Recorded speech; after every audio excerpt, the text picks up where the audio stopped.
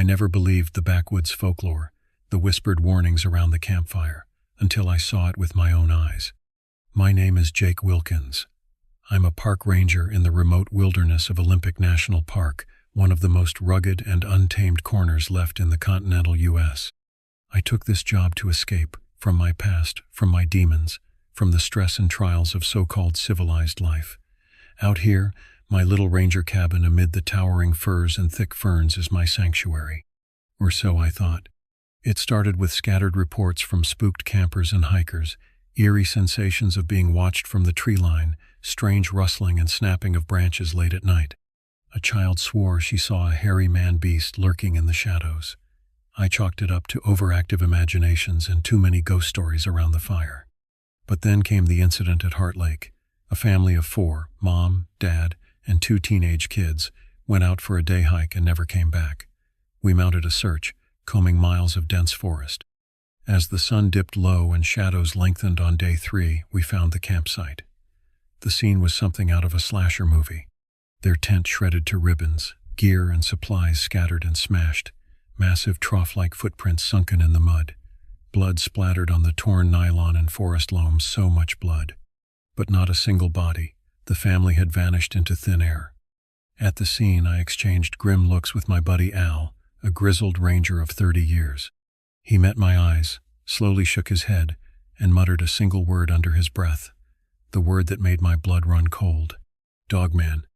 Over bourbons in my cabin that night, Al told me the old legends in hushed tones, a beast that was neither man nor animal, but some twisted combination of the two. Walking on 2 legs but covered in matted fur, with the head of a wolf and the hulking torso of a man, black, soulless eyes and jagged teeth, vicious, feral, driven by pure predatory instinct and malice. For generations, Dogman was said to stalk these woods, claiming the unlucky and unaware who ventured too far off trail. Parents used the threat of Dogman to frighten misbehaving children. Loggers and fur trappers spoke of the creature's blood-curdling howls echoing in the night. I always dismissed it as backwoods superstition, until now. That poor family, mauled and dragged off into the wilderness to a fate I shudder to imagine. There was no rogue bear or roving pack of wolves that could tear apart a campsite like that. It had to be something unnatural. Officially, the Park Service listed them as missing, presumed dead, but I know the truth. And now, it's become my sworn duty to hunt down this abomination they call Dogman before he kills again, even if it means descending into my own heart of darkness. Little did I know the nightmares that awaited me in the shadows of the forest I once called home. In the weeks after the Heart Lake incident, an eerie hush fell over the park, like nature herself was holding her breath. No birds singing at dawn, no elk bugling in the misty valleys. Just oppressive, watchful silence. I threw myself into the hunt, spending days scouring the dense underbrush for any trace of the elusive creature. I studied the old reports, pored over yellowed newspaper clippings in the basement archive.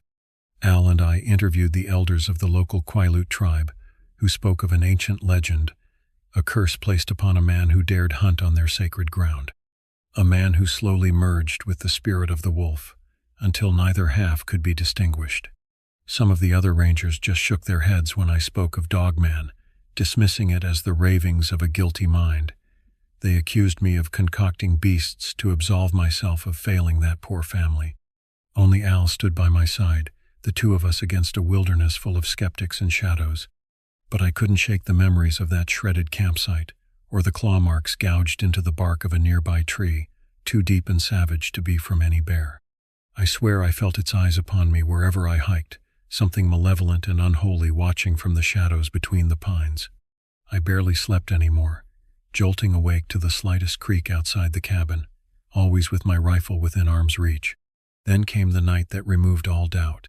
It was a rare evening off, and I headed into the tiny logging town of Forks to restock supplies and fortify myself with a few drinks at the local watering hole. I noticed the stares and furtive whispers from the townfolk when I entered. News travels fast in these isolated outposts. No doubt many of them thought the ranger had gone off the deep end, unhinged by guilt. If only they knew the truth. I was 3 bourbons deep when a lone figure sidled up to me at the bar. A man in his 60s with weathered, sunken eyes and a wild thatch of beard. He introduced himself only as Tobias, spoke with the clipped, guttural accent of a Russian expat. "I hear you are looking for Dogman," he said quietly, casting a careful glance around the bar. "I hear you want to know truth." I studied him for a long moment. Something about his intense gaze unnerved me deeply, as if he could see right through to my troubled soul. But the alcohol had bolstered my courage. "What do you know, old-timer? I need all the help I can get." He glanced around again and dropped his voice to a whisper. "Is not just legend, not tall tale. Dogman is real." He made a strange sign with his fingers as if warding off evil. "I know because I see with own eyes." Many years ago, he told a halting but haunting account. How he was camping with friends many years ago in a remote corner of the park. How they were stalked in the darkness for 2 terrifying nights.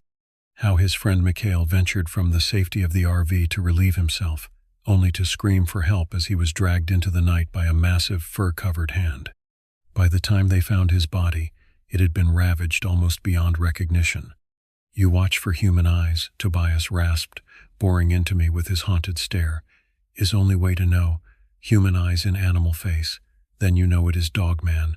A shiver ran through me, icy even in the warm din of the tavern.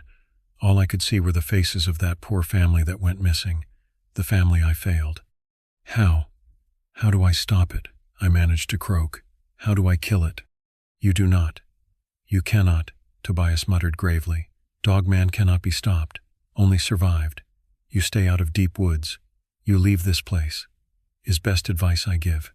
With that, he downed his vodka in a single swig, placed a commiserating hand on my shoulder, and melted away into the crowd, leaving me more shaken and confused than ever. But one thing I knew for sure, I couldn't walk away. Not now. Not after what I'd seen. What I knew lurked out there in the wilderness I'd sworn to protect. I had to confront this demon, even if it meant sacrificing everything. Even if it meant never coming back.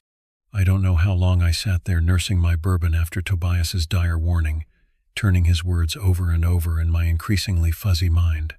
The few other patrons gave me a wide berth, casting concerned glances at the unhinged ranger muttering to himself in the corner. The bartender gently suggested I call a ride, but I waved him off.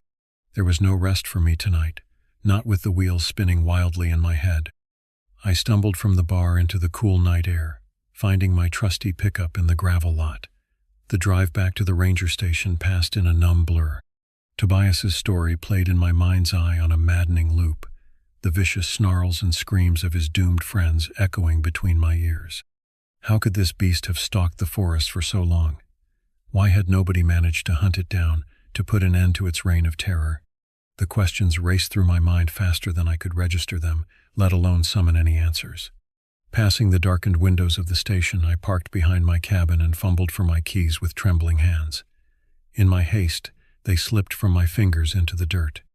I crouched to search for them in the dark and froze. There, clearly impressed in the loose soil beside my front step, was a footprint, but no boot or shoe print, no meandering nocturnal creature.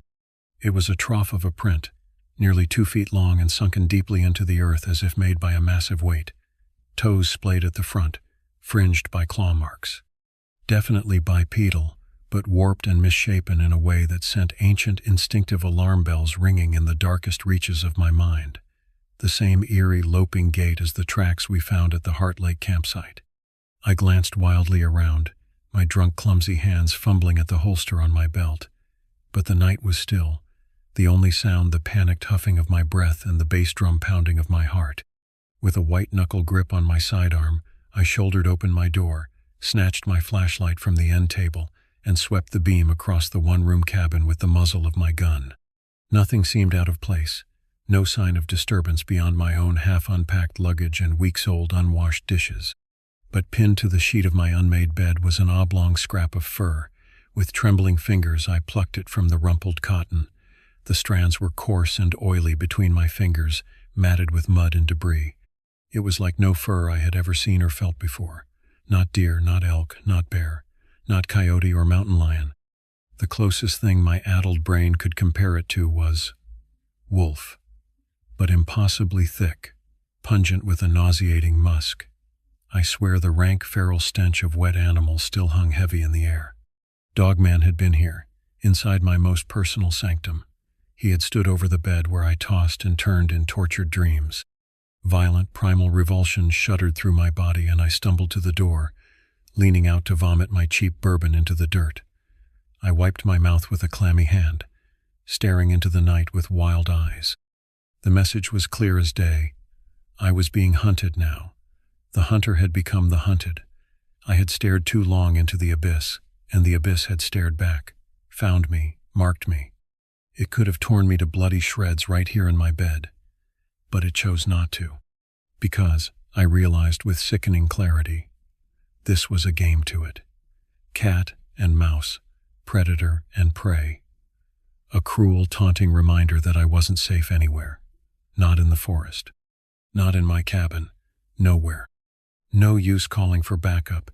Even if they believed me, they'd be lambs to the slaughter. More blood on my hands. No, this was my cross to bear, my curse, my penance. I splashed icy water on my face, grabbed my go bag and my rifle. Almost as an afterthought, I snatched the grimy tuft of fur, stuffing it into a pocket as a grim reminder. With one last look at the four walls that had been my safe haven these past months, I steeled myself and plunged into the waiting dark of the forest. If Dogman wanted to hunt me, so be it. I'd become the most dangerous game, and I wouldn't stop until one of us was in the ground. The forest enveloped me like the waiting gullet of some colossal beast, the night pressing in from all sides. The bobbing beam of my flashlight barely penetrated the swimming darkness. I slipped between the looming trunks, boots crunching softly on the dense carpet of pine needles. High above, the canopy swayed and creaked in the breeze, blotting out all but a few mocking stars. I hadn't gone more than a mile before I sensed it. That shivery, hair-raising feeling of being observed by unseen eyes. Every snapping twig, every rasp of leaves, made my head whip around, my heart leap into my throat. Was it my whiskey-soaked paranoia? Or was Dogman already on my trail, ghosting through the shadows, watching and waiting? A sudden gust moaned through the treetops, setting the needles to hissing like 1,000 serpents. I whirled, raising my rifle, but only blackness stared back. I was just about to lower the gun when I heard it. A long, low howl, ululating up and down the scale. It echoed through the trees, impossible to pinpoint, as if it came from every direction at once. The plaintive, haunting cry sent icy prickles marching down my spine. It was a sound of pure ferocity, edged with an almost human malevolence. I froze, listening hard, pulse pounding in my ears. Silence descended once more. The howl didn't come again. Maybe my shot nerves had conjured it. Maybe... A branch cracked like a gunshot to my left, and I spun, sighting down the barrel into the swimming dark. There, caught in the edge of my bobbing flashlight beam, a pair of eyes. Round, reflective, glowing a spectral green in the thrown light. Too large for a coyote, too intelligent for a bear. They stared with a shocking intensity, unblinking, from the shadows between two monumental pines. I swallowed hard past my hammering heart, my finger curling around the trigger. For an eternal moment, I was frozen in that otherworldly stare, pinned like an insect beneath the eyes of something ancient and inhuman and unutterably savage. Then the eyes blinked once and vanished. Shaking, I advanced on the spot, sweeping my light across the ferns. No trace, just the sighing of the wind and the faint groaning of timber. That's when I noticed the smell on the night breeze, the same gammy, wet dog musk that had choked my cabin. It was here, inches away, toying with me. The forest blurred around me, my pulse pounding in my head, my grip slick with cold sweat on the rifle stock. I swiped the beam back and forth, peering into every pool of shadow. My nerve was quickly unraveling. I spun in a circle, overwhelmed by the walls of darkness crushing in from every direction. It could be anywhere, watching from the impenetrable gloom, waiting for its moment to strike. A blood-curdling roar shattered the night directly behind me, so close I felt the heat of its breath. I screamed, whirling blindly, pulling the trigger. The rifle jerked and barked, muzzle flash lighting up a horrid glimpse, a gaping maw, a bristling pelt, swiping claws. I scrambled backward, tripping over a rotted log, my gun flying from my hand. I scrabbled on my back, gasping, expecting to feel hot fangs sinking into my flesh at any second. But there was only stillness. The echo of my shot faded away. The stench of gunpowder mingled with that feral animal reek. Sobbing for breath, I pawed for my flashlight, probing the underbrush with the wavering beam. There, splattered across the waxy leaves of a salal bush, glistening darkly in the light, blood. I'd hit the thing, winged it at least, but it had vanished into the night as suddenly as it appeared, melted back into the shadows like a phantom. I scrambled to my feet, snatching up my rifle with violently shaking hands. A saner man would have taken this momentary reprieve and ran, fled back to the station, tail between his legs, and tried to convince himself it was all a liquor-fueled nightmare. But I was far past the point of sanity. Call it courage, call it stupidity, call it the stubborn pride of a man with something to prove. I had to finish this. I plunged into the underbrush, following the trail of blood spatters and broken twigs. The creature's bulk had left a wrecked swath through the dense foliage, not difficult to track even for a rookie scout. It was wounded, maybe slowed. For the first time I felt a surge of grim hope. But as I crashed through the brush, I slowly became aware of a change in the night. The intermittent blood trail grew fainter, then vanished altogether, and the creature's path seemed to shift, double back and meander, twisting in nonsensical patterns, almost as if it knew I would follow, almost as if. I blundered from the brush into a small clearing and pulled up short, the breath freezing in my lungs. There, across the open space, crouched a dark, hulking shape. A pair of lantern eyes flashed in my beam, staring me down. Blood matted the fur of one massive shoulder. Dogman rose slowly to its full towering height, well over 7 feet. I should have been terrified, but my veins sang with a kind of surging, reckless bloodlust. I raised my rifle, sighted on that barrel chest. This was my chance. This was what I'd been waiting for. "Come on then, you bastard," I heard myself growl through gritted teeth. "Let's finish this." I squeezed the trigger. The shot cracked the night, and missed wildly as the creature lunged to the side with startling speed. I fired again, but it was on me in an instant, a terrifying blur of matted fur and flashing teeth. A massive paw swiped and sent my rifle spinning into the brush. Another slammed me to the ground, claws raking my chest. Hot, reeking breath blasted my face, jaws slavering inches from my throat. This was it. This was the end. But the jaws never closed. The beast just crouched there, pinning me, one giant paw crushing my sternum. It hesitated. And as I stared in horror into that twisted face, I saw what Tobias had warned me of. Those hideous features, stuck halfway between wolf and man, and the eyes. Not animal eyes, not the eyes of a rabid beast, intelligent eyes, human eyes, boring into me from that grotesque face, filled with an utterly human anguish. In that suspended moment, I saw something flicker in those tortured eyes. Something like recognition, sorrow, longing. Then it shuddered and shook its shaggy head as if to dislodge a fly. The spell was broken. It lunged for my neck, fangs flashing. I scrabbled desperately in the dirt, fingers closing on a rock. With a wild yell, I smashed the stone against its snout. Dogman reeled back with a pained yelp, pawing at its bloodied muzzle. I took my chance and ran, crashing blindly into the brush, thorns tearing at my face and arms. I ran until the breath seared my lungs and my legs gave out, sending me sprawling into the carpet of rot and humus.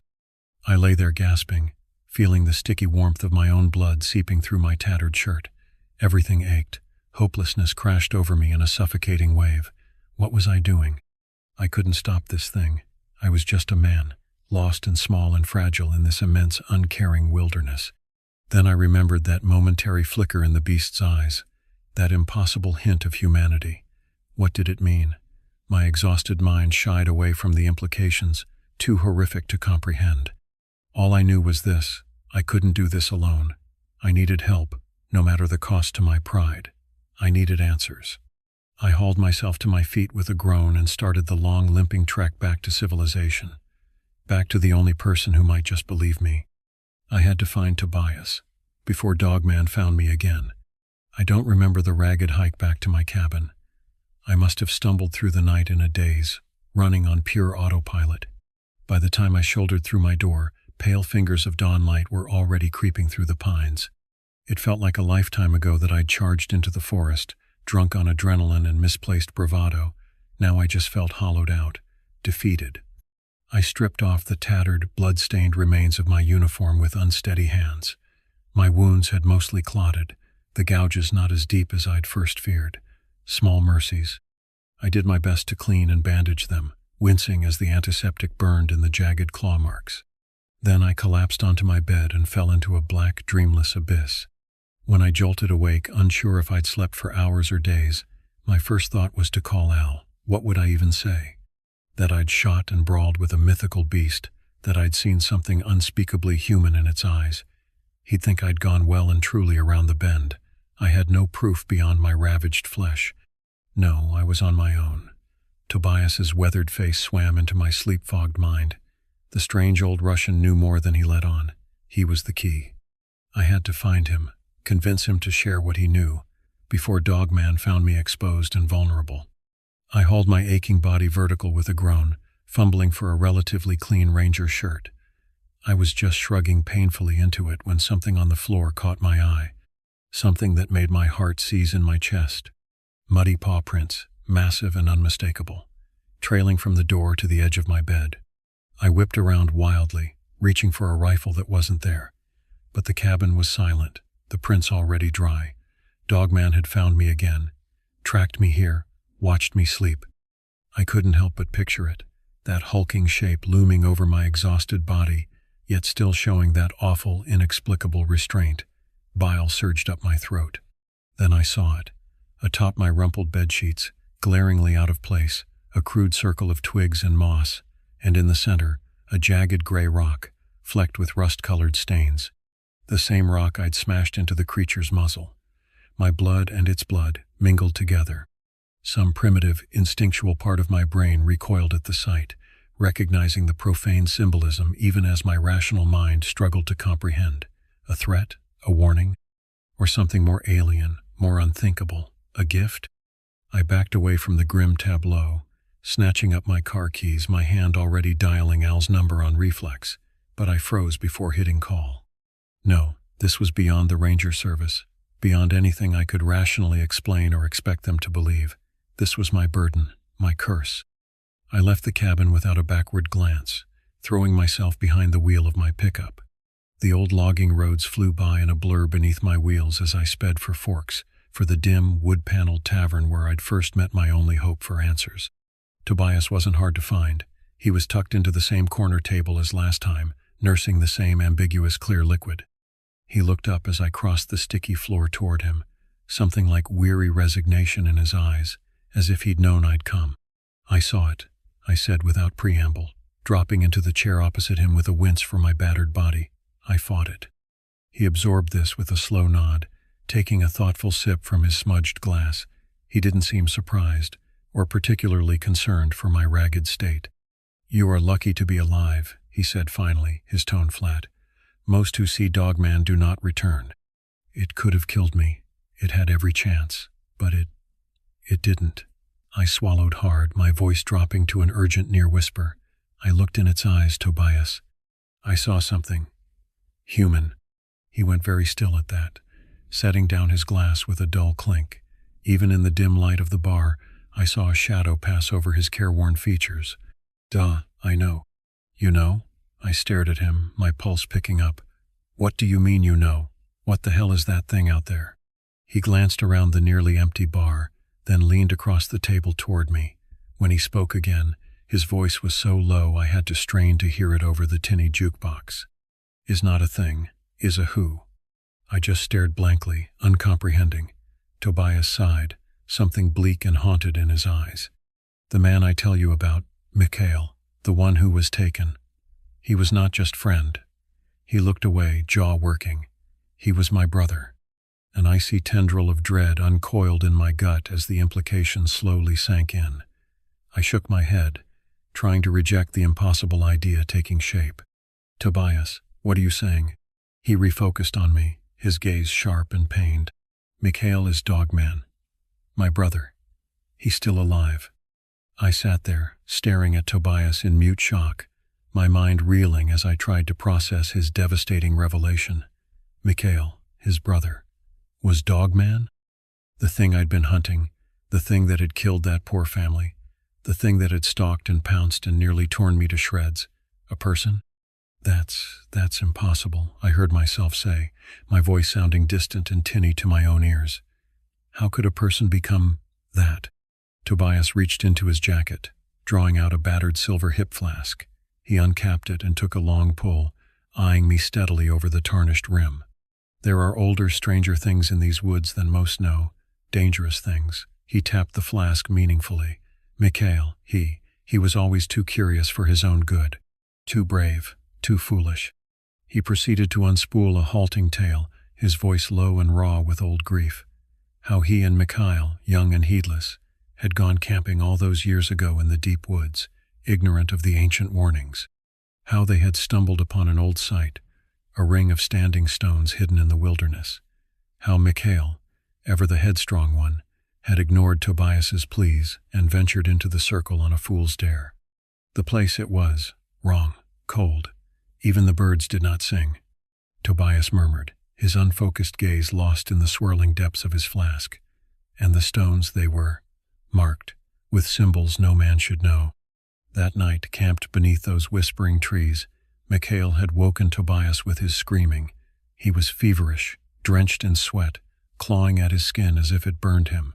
He raved about visions, night terrors, things moving in the darkness, and as Tobias looked on in horror, unable to help, his brother had begun to change.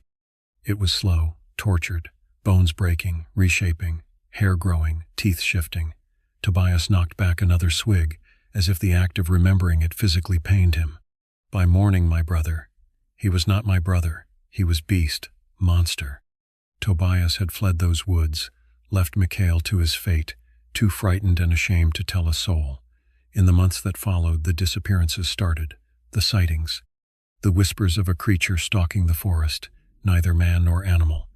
That was when Tobias knew his cowardice had doomed more than just his brother. I tried to find him later, to bring him back. But you cannot find Dogman, he said bitterly. Dogman finds you. He looked up at me then, his eyes burning with a sudden, desperate intensity. He reached across the table, gripping my arm with startling strength. But you, he let you live. He left you message. His fingers dug into my sleeve, urgent.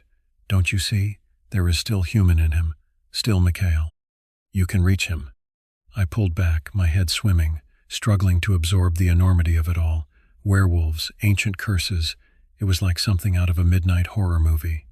But I couldn't deny what I'd seen in those tortured, uncannily human eyes. What I'd felt in that extended, charged moment when the beast had held my life in its jaws and chosen, inexplicably, to spare it. Could it be true? Could there still be some shred of humanity left in that monstrous form, and if so, was I meant to save it?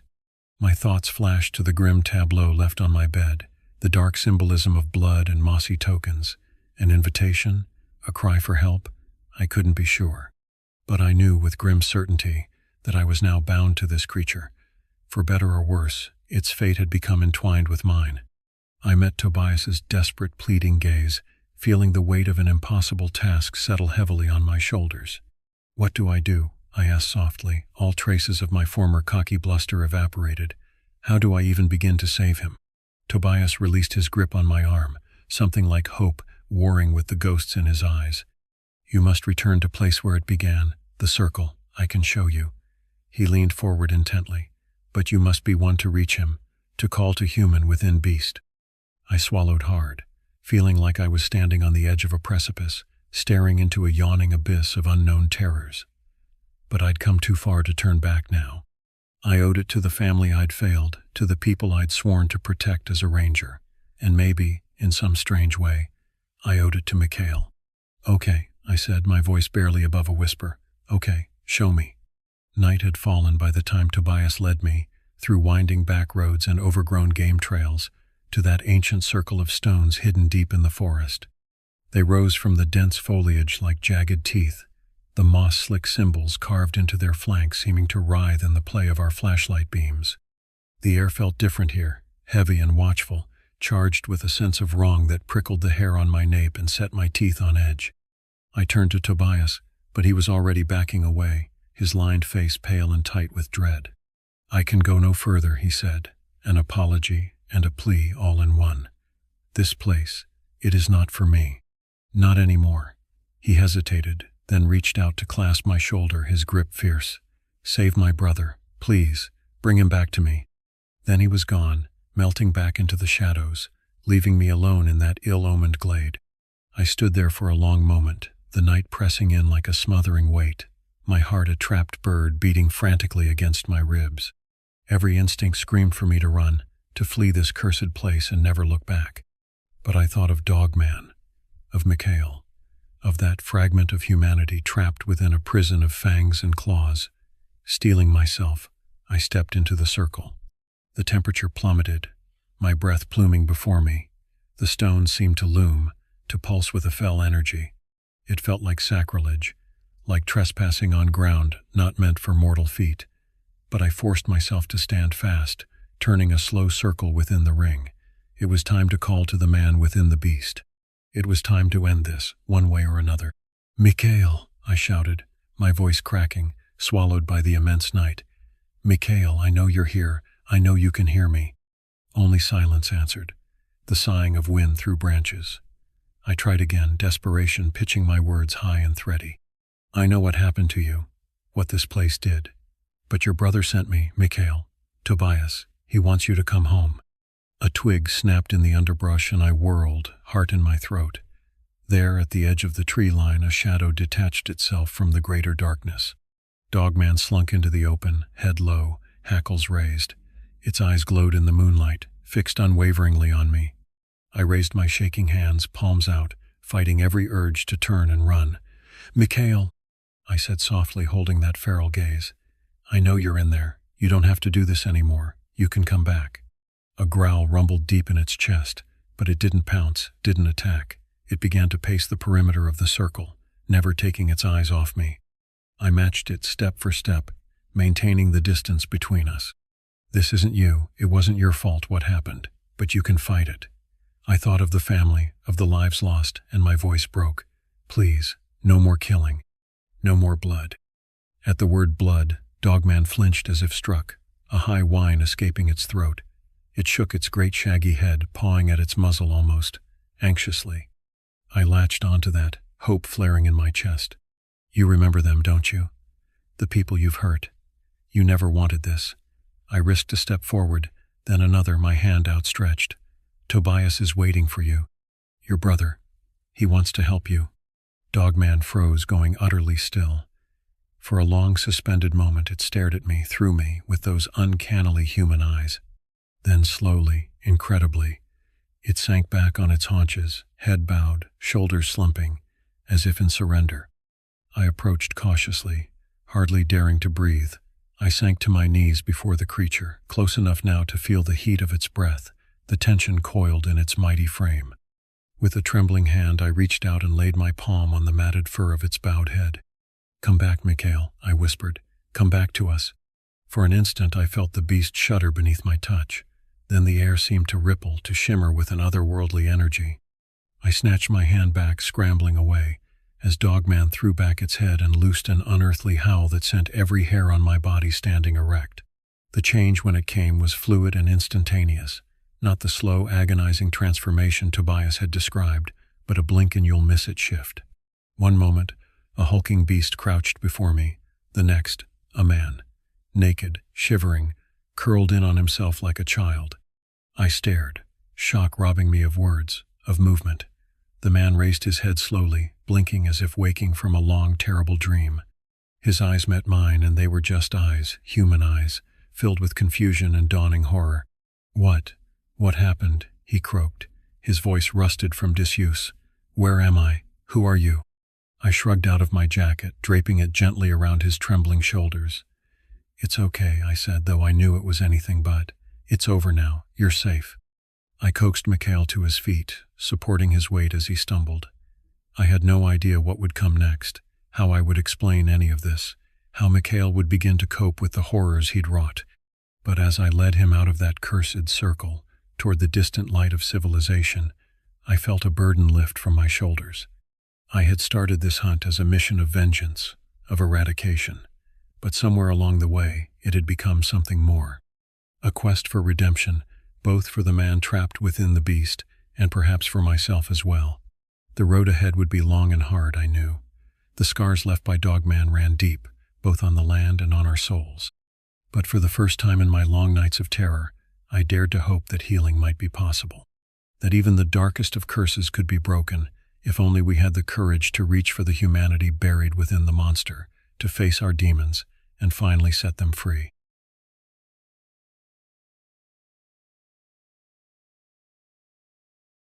I became a park ranger because I needed a steady paycheck, and I loved the outdoors.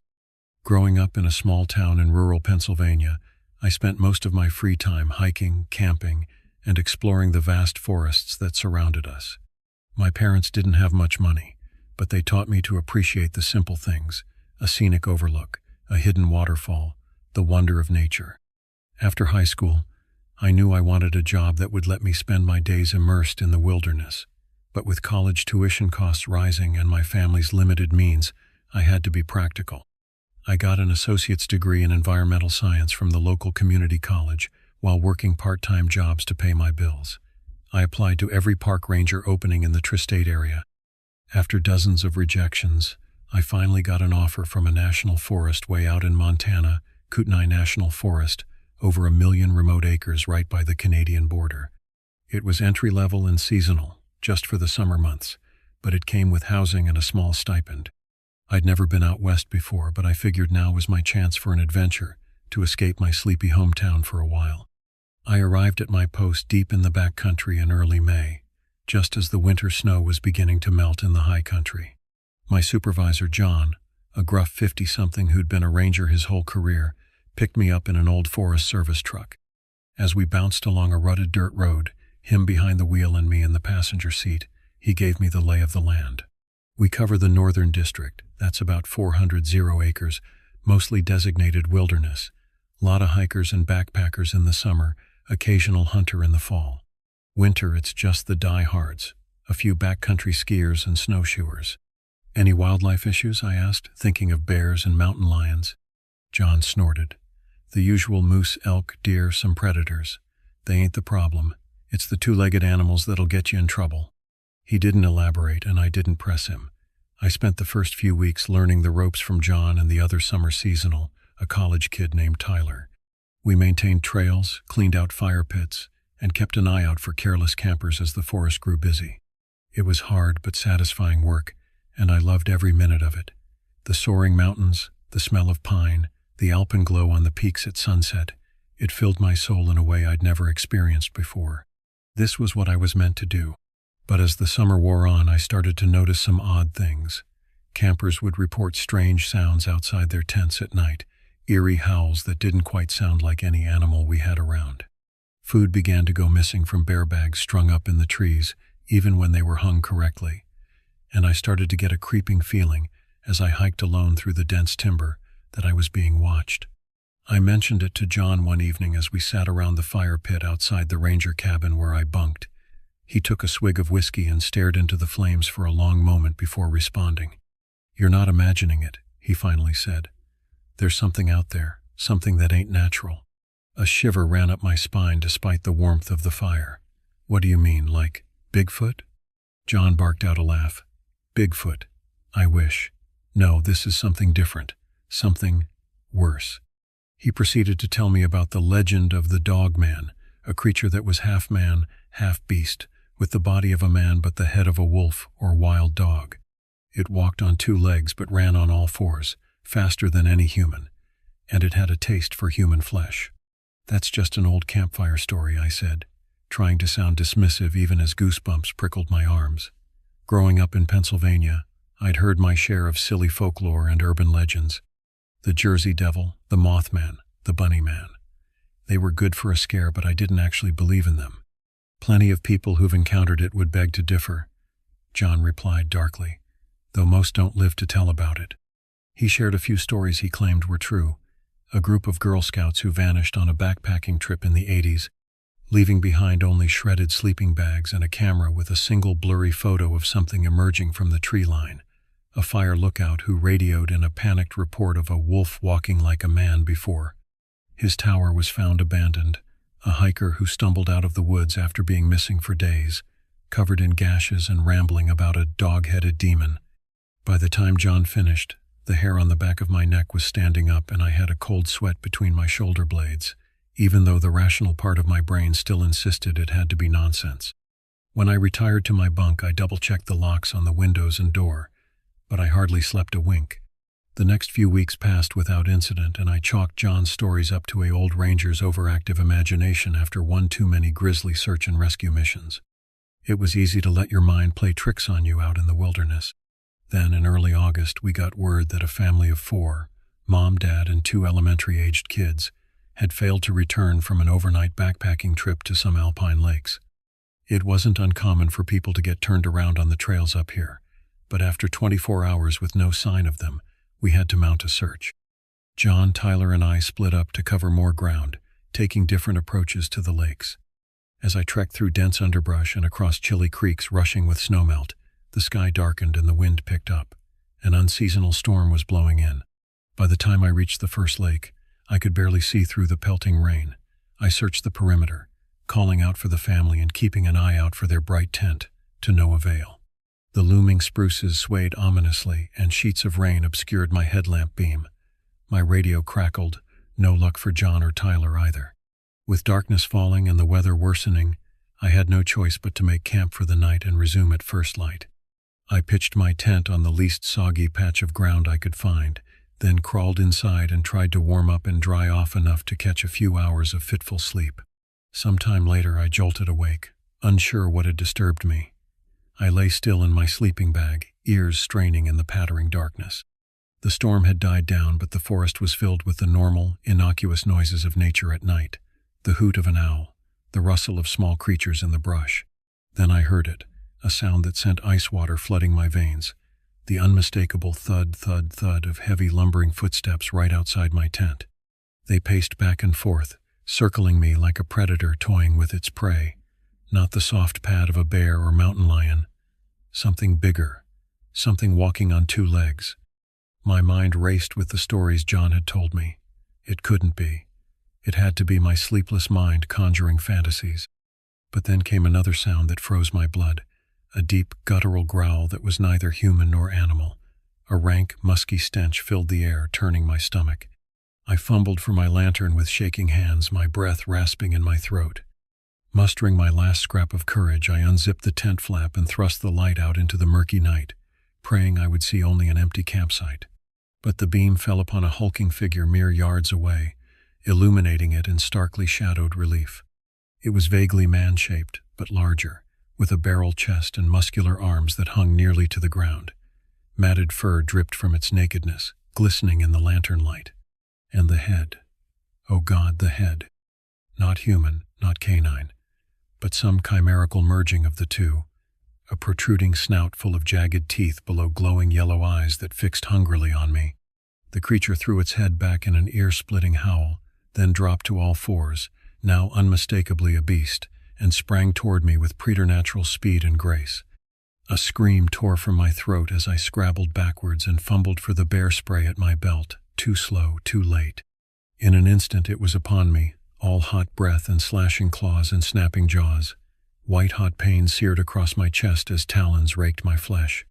The lantern flew from my grip and winked out, plunging us into blackness that pulsed red with my own blood. I flailed wildly in the dark, kicking and punching at yielding flesh, trying in vain to scramble away. But an impossibly strong paw pinned me down like a mouse under a cat's claw. As the other paw closed around my throat, claws sinking into my neck, and squeezed. As I felt the life being throttled out of me, my oxygen-starved brain detached from the searing agony of the moment.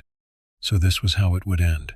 My dream job become a nightmare, my body left broken and bloodied for the crows to pick over, a mysterious disappearance that would haunt my family forever. Just as my vision narrowed to a pinpoint, the pressure suddenly vanished from my windpipe. The creature uttered a startled yelp. In the darkness, I heard the unmistakable thunk of something hollow impacting flesh and bone, once, twice, 3 times. On the 4th thunk, the beast crashed to the ground beside me with a wheezing gurgle. "What the hell?" a familiar voice cried. The beam of a flashlight cut through the night and fell on me, in my shredded, blood-soaked sleeping bag. It was Tyler, a sturdy branch still clutched in his hands, his face ashen. A few feet away lay the still form of the creature that had been inches from ripping out my throat. "Oh my God, are you? Is it?" Tyler could scarcely get the words out, his eyes darting between my ravaged body and the beast that had wrought the damage. He had been approaching my campsite for a midnight rendezvous when he heard my screams and charged in blindly, acting on instinct. "I think so." I croaked through my bruised larynx, probing my wounds with shock-numbed fingers. "Thanks to you." I tried to sit up and nearly passed out from the searing pain across my chest and back. "Don't move," Tyler ordered. "I'm calling for help." With one eye still on the motionless creature, he grabbed his radio and began barking our coordinates to the ranger station. As we waited for the salvation of sirens and stretchers, I marveled that I was still breathing. But I knew without a doubt that the thing lying a few feet away was no mere animal, no trick of my mind. And I knew my life would never be the same. I spent a week in the hospital downstate, stitched up and sedated as infection raged beneath the hash marks of gauze. The official story was a grisly attack, but Tyler and I knew the truth. When I was released, I went straight to the ranger station to confront John. I found him on the porch, staring out at the sea of dark timber with a 1,000-yard stare, an untouched mug of coffee at his elbow. He didn't look surprised to see me. "You knew," I said, my voice hoarse and laced with betrayal. "You knew that thing was out there and you didn't warn us." John's face pinched, but he didn't deny it. "Would you have believed me if I had?" The worst part was that he was right. I'd laughed off his stories, chalked them up to backwoods superstition, even as the evidence mounted before my eyes, and it had nearly gotten me killed. "What is it?" I asked, slumping into the adjacent chair with a wince as my stitches pulled. "Some genetic experiment gone wrong?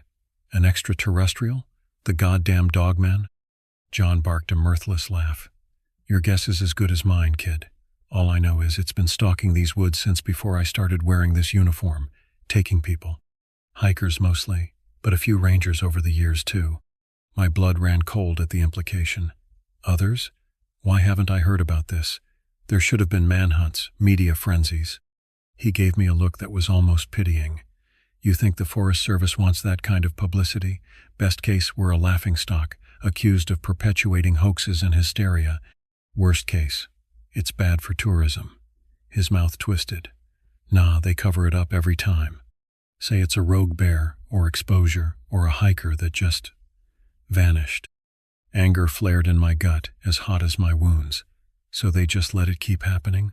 Let people keep dying?" "No one's let anything happen," John snapped. "We've tried to hunt it, more times than I can count. Set traps, tracked it for days. But it's too smart, too fast. And it knows this territory better than any of us. These are its woods, not ours." I thought of the creature's preternatural speed and strength, the calculating malice and hunger in its eyes. I knew with sinking certainty that John was right. This was no mere animal, we were outmatched. But as I fingered the stitches mapping my chest, I also knew I couldn't just walk away. I'd seen the face of evil, and now I wouldn't rest until it was dead and I had answers. So I spent months researching everything I could dig up on dogmen and their kin, skinwalkers, lycanthropes, wendigos. I combed message boards and obscure subreddits, emailed paranormal investigators, even traveled to indigenous reservations to hear the ancient legends straight from tribal elders. Everywhere I turned, I found stories that echoed my own, and nowhere did I find a solution. As I struggled to reconcile the uncanny with my rational worldview, the summer drew to a close. Tyler finished his seasonal stint and went back to school. John put in for early retirement, as if a pension and a gold watch would keep him safe, and I changed, adapted, hardened. I renewed my backcountry EMT cert and buffed up my wilderness survival skills. I began carrying a high-powered hunting rifle in addition to my standard-issue sidearm.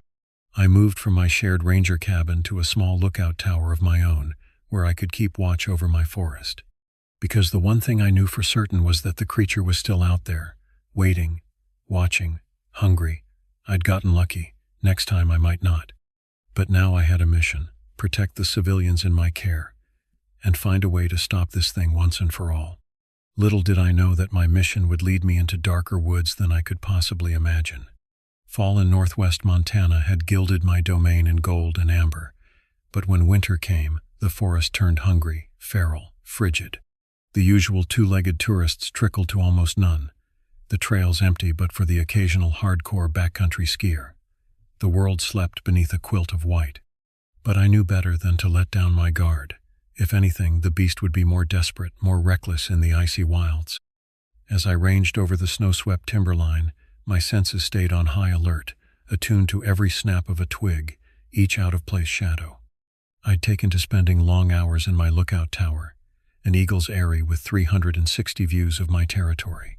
On clear nights, I'd sit bundled beneath an electric blanket, peering through a starlight scope, a thermos of black coffee going cold beside me, watching, waiting, for a hulking silhouette against the snowdrifts, a telltale parabolic pair of eyeshine glowing in the dark, for another chance to end this.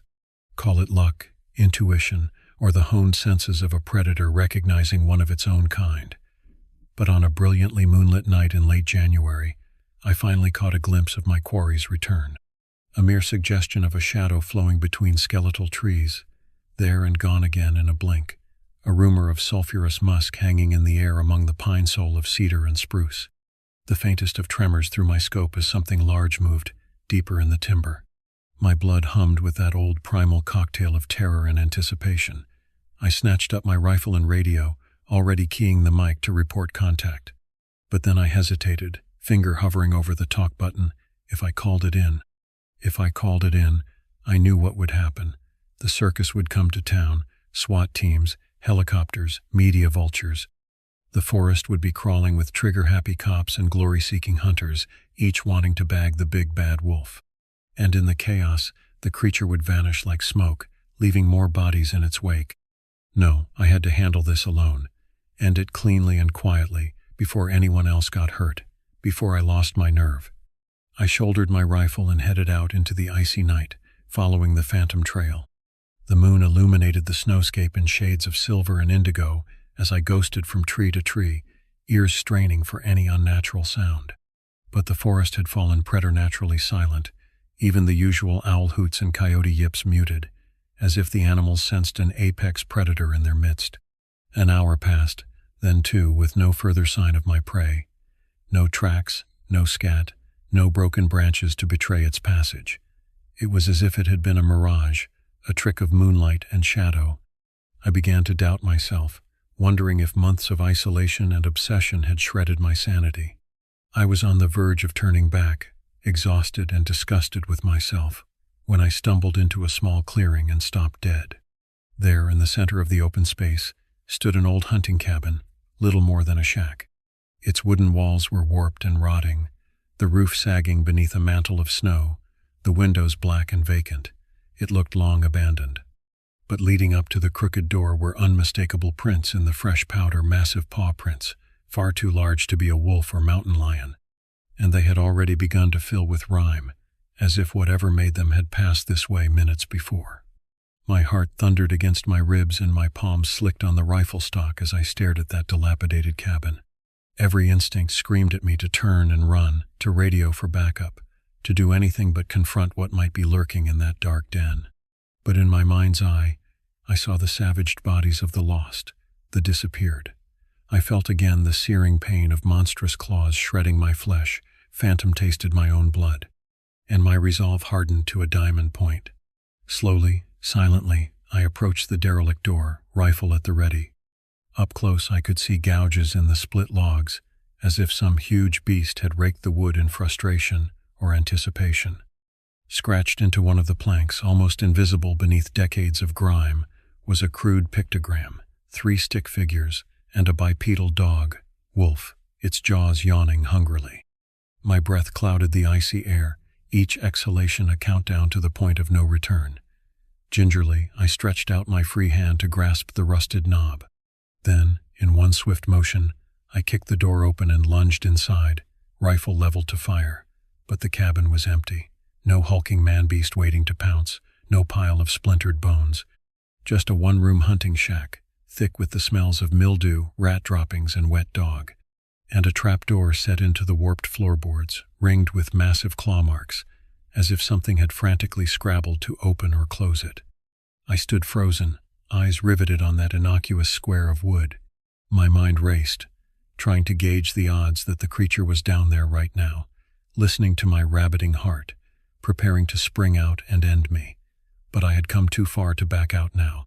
Gun trained unwaveringly on the trapdoor, I inched forward across the creaking floor, then stamped my boot down hard on one corner of the square.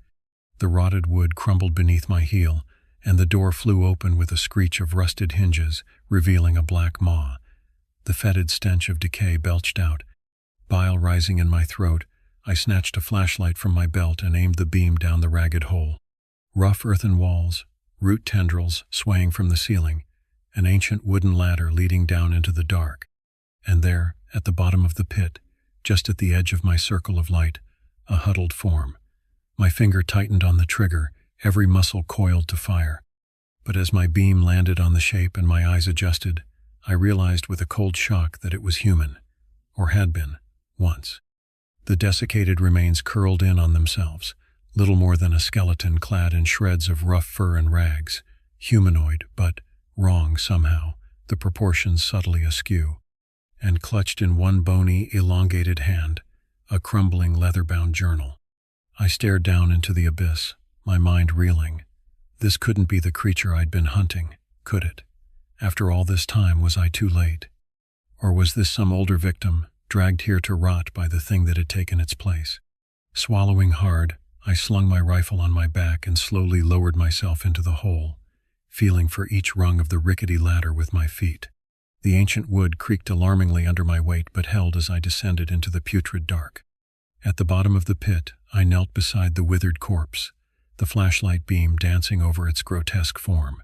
Up close, I could see that the limbs were simply too long to be human, the skull malformed beneath papery skin, and the teeth that poked from the lipless mouth were just slightly too sharp, too numerous. Whatever it was, it had been dead a long, long time. But I couldn't shake the uncanny feeling that its empty sockets were somehow watching me, even in death, judging me. With a trembling hand, I pried the ancient journal from the thing's skeletal grip, unleashing a puff of dust. The pages crackled beneath my fingers as I opened the yellowed tome, dreading what forgotten secrets I might find within. The first pages of the journal were little more than fragments, the ink faded and the parchment crumbling to the touch. But as I turned the brittle leaves with shaking hands, a story began to take shape in arcane, spidery script, a story that chilled me more than any blizzard. According to the increasingly feverish scrawls, the journal's owner had been a fur trapper named Elias Pike, an itinerant mountain man who'd roamed these woods over a century ago. As the railroads and boomtowns began to encroach on his territory, Elias retreated ever deeper into the untamed wilderness, clinging to the vestiges of a dying way of life. It was on one of his long, lonely sojourns that he first encountered the creature he came to call Old Ephraim, a beast that walked like a man but ran on all fours, faster than any natural animal. That spoke in a twisted mockery of human language, its words burbling from a lupine throat. That possessed an uncanny, almost malevolent intelligence behind its yellow eyes. At first, Elias tried to kill the thing, seeing it as competition for the dwindling resources of the forest. But Old Ephraim proved too cunning, too nimble to be caught by conventional means. And as Elias became more isolated, more unhinged, his obsession with the creature transmuted into something darker. He began to leave offerings for Old Ephraim, haunches of venison, hunks of his own trapping takes. Then, when the gifts of flesh failed to satiate, he turned to loftier sacrifices. Elias scribbled of waylaying travelers, lone prospectors and pioneers, and leaving their eviscerated remains for his forest brother. The last coherent entry spoke of Elias's intention to become one with Old Ephraim, to transcend his humanity and join the beast in its eternal hunting ground. There were ink blots that might have been tears, or blood. The rest of the pages dissolved into a mad, spiraling scrawl, little more than the animalistic scratchings of a mind no longer tethered to reason or reality. And throughout, a single glyph repeated, over and over, almost carved into the parchment, the crude pictogram of the dog-headed man, its stick-figure jaws spread wide. I closed the tome with a shudder, feeling tainted by the touch of its pages. In my hubris, I had thought myself the hunter, nobly pursuing a monster to protect the innocent. But now I saw the truth, that I was little more than the latest fly stumbling into an ancient web, the most recent meal for a hunger that could never be sated. Old Ephraim, the dogman, whatever name it went by, This thing was no mere creature of flesh and blood. It was something older, more primal. A manifestation of the wilderness itself, red in tooth and claw. The spirit of the untamed frontier, devouring the civilized world bite by bite. And I had been marked as its next conquest. My blood ran cold as I realized the implications. The journal clutched in my trembling fist was no record of one man's descent into madness. It was an instruction manual, a twisted gospel. Elias Pike had been the first acolyte, but he would not be the last. Somewhere above me, a floorboard creaked, the icy prickle of eyes on the back of my neck, and I knew with leaden certainty that I was no longer alone in the cabin. I turned slowly on my heel, heart hammering against my ribs, and there, at the edge of the flashlight's wavering beam, crouched the dogman. It was even more horrific in the flesh than in my nightmares. A towering, barrel-chested form, easily 7 feet tall, even hunched on its haunches. Matted fur cloaked its hide in a patchwork of grays and blacks, slick with an oily sheen. Elongated limbs ended in wickedly taloned paws, the claws jaundiced and cracked. But it was the head that arrested me, turned my knees to jelly. Not quite wolf, not quite human, but some blasphemous melding of the two.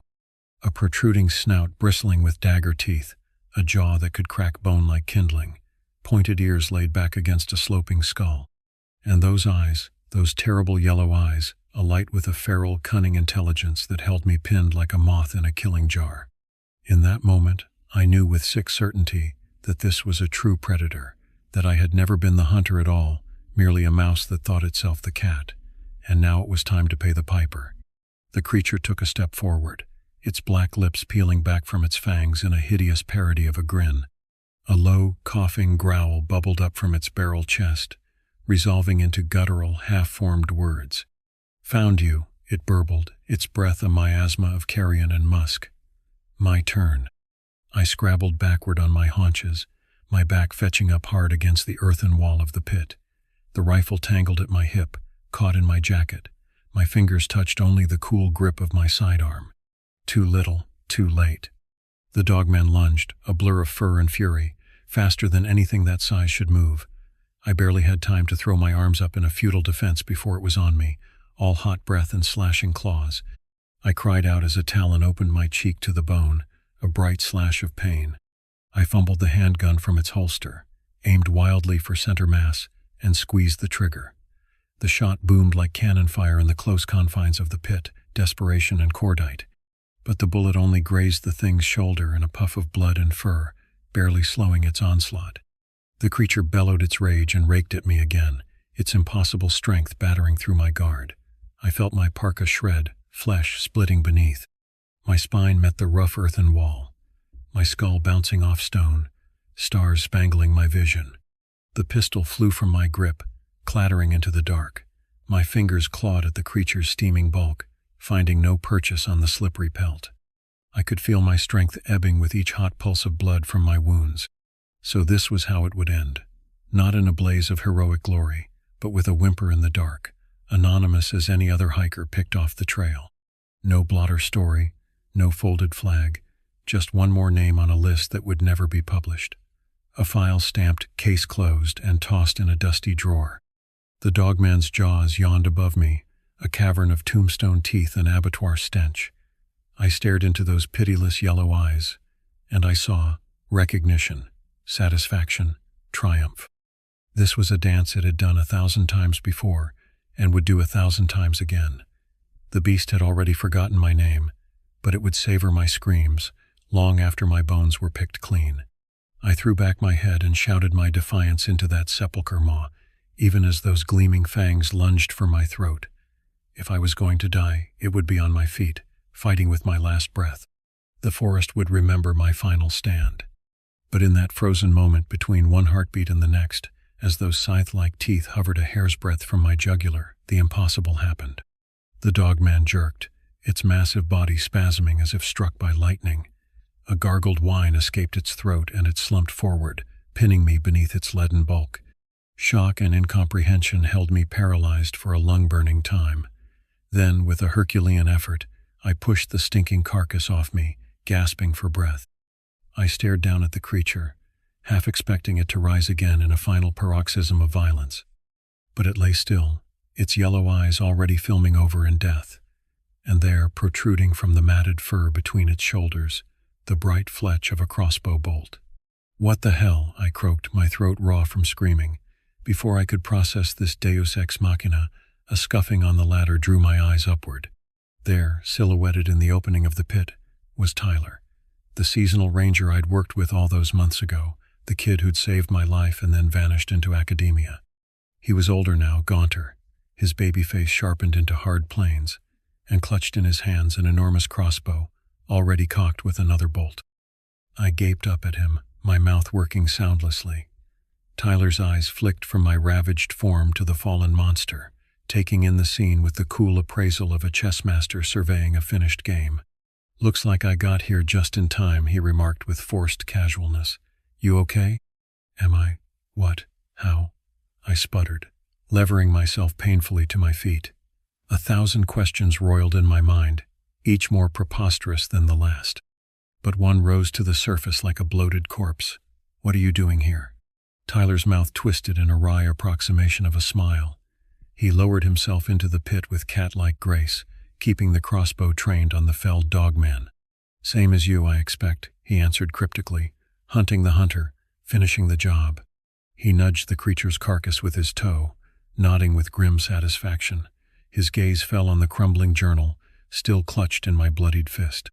"Ah, I see you found Pike's diary," he remarked as casually as if he'd caught me reading a dime novel. "Illuminating, isn't it? Amazing, the secrets that can fester out here in the wilderness." I shook my head, trying to clear the fog of pain and adrenaline. I don't understand. What is this thing? Where did it come from?" Tyler shrugged, but his eyes stayed flat and flinty. "Who can say? Some rogue evolutionary offshoot, a freak of nature, or maybe something older, something other. The native tribes have legends of skinwalkers, of shape-shifting witches who take on the forms of beasts, and in Europe, the werewolf myths go back centuries." He smiled thinly. "But in the end, does it really matter? A predator is a predator, and it's the job of men like us to put them down, to protect the sheep from the wolves." His words hung in the fetid air of the pit, heavy with unspoken implications. I stared at him, a cold trickle of suspicion. I stared at Tyler, a cold trickle of suspicion worming down my spine. "Men like us?" I parroted numbly. "What are you saying? That you knew about this thing the whole time?" Tyler's smile sharpened.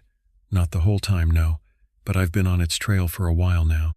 Ever since that night it attacked you, and I got my first real glimpse of what we were dealing with. I knew then that I couldn't just walk away, that this was bigger than the both of us." He hefted the crossbow, his eyes distant and haunted. "I've seen things, man, things I can't explain, that I can barely bring myself to believe. There are more monsters in these woods than just the one at your feet, and someone has to stand against them." I shook my head slowly, trying to process the implications. All this time I'd thought I was alone in my crusade, a lone knight tilting at windmills. But Tyler had been living the same nightmare, walking the same dark path. "Why didn't you tell me?" I asked hoarsely. "We could have worked together, pooled our resources, maybe found this thing before it." I trailed off, gesturing helplessly at the shredded remains of the lost hikers, the scattered bones that littered the den. Tyler's face softened marginally. "I wanted to. God knows I could have used an ally, someone who understood, but I had to be sure you weren't compromised." "Compromised?" I bristled, indignation momentarily overcoming my shock. "You think it got to me? That I'm some kind of sellout?" "No, not like that," Tyler placated. "But this thing, it has a way of getting inside people's heads, of turning them to its purpose bit by bit until they don't even realize they've become its servants, like Pike." He nudged the desiccated corpse with his boot. "Why do you think the brass was so quick to write off the disappearances, to bury the evidence? It's not just about covering their asses.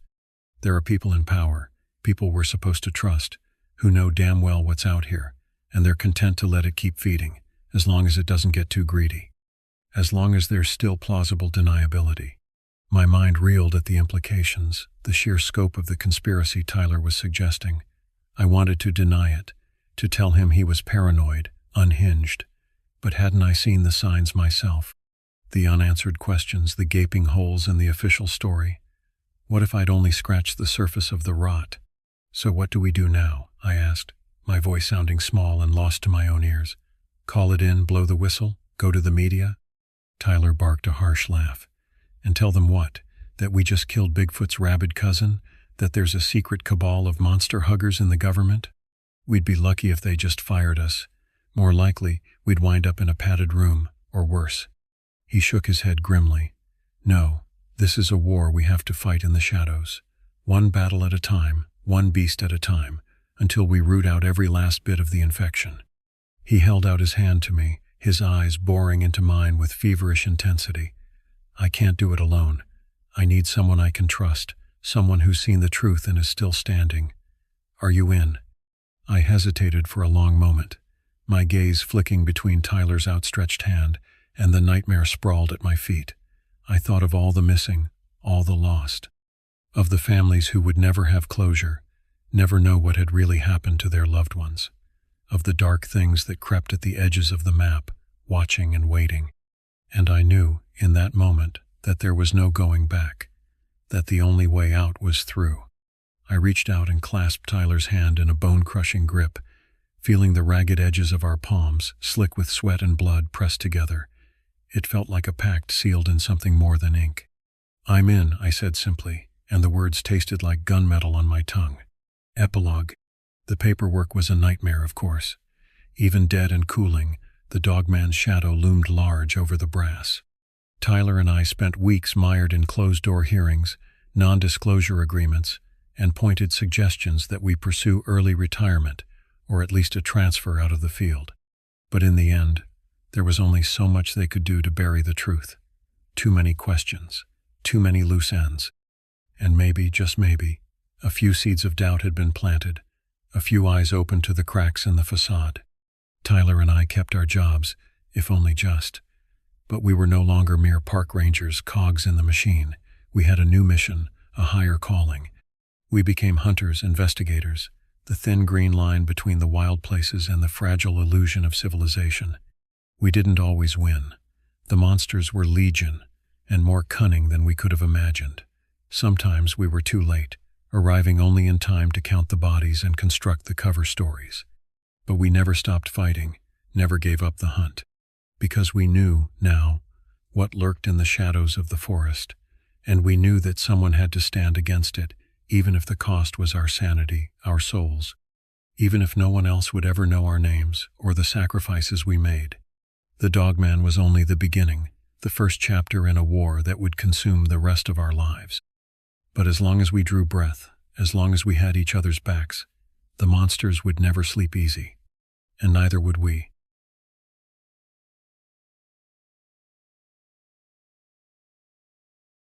My name is Chogan, which means blackbird in the Hopi language. I always had a deep love for nature, so becoming a park ranger felt like my true calling in life. But the remote wilderness also held dark secrets I never could have imagined. I grew up in Flagstaff, Arizona, surrounded by the majestic ponderosa pines and red rock canyons of the Colorado Plateau. As a kid, I spent countless hours exploring the forests, pretending I was on grand adventures. That love of the outdoors never left me, even as I struggled to make ends meet working odd jobs after high school. When I finally landed a position as a park ranger in the Coconino National Forest, I was thrilled. The pay wasn't great, but I jumped at the chance to spend my days patrolling the vast wilderness rather than staring at the walls of a cubicle. Little did I know what terrors lurked in the shadows of the towering evergreens. On my first day, the senior ranger Tokala gave me a brief orientation before handing me a radio and a map of my patrol area. "We've been getting some strange reports lately," he said gravely. "Campers claiming to hear unnatural screams in the night and finding huge clawed footprints circling their tents. Just keep your eyes peeled and radio for backup if you see anything." I shrugged it off, figuring they were just tall tales from skittish tourists unused to the eerie silence of the backcountry. Still, as I set off down the trail alone, I couldn't shake an ominous feeling that I was being watched from the undergrowth. The birds had all gone ominously silent. Deep in the forest, I came across an old log cabin, long abandoned and half reclaimed by the enveloping wilderness. The door hung ajar. Against my better judgment, curiosity drew me inside. Cobwebs shrouded the interior in a ghostly haze. Gasping, I noticed a series of deep claw gashes gouged into the rotting wood walls, far too large to be from any bear or mountain lion. A sudden crack of a branch outside made me spin around, reaching for my bear spray with a trembling hand. What was out there? As the sun dipped below the serrated line of the western horizon, I reluctantly made camp for the night.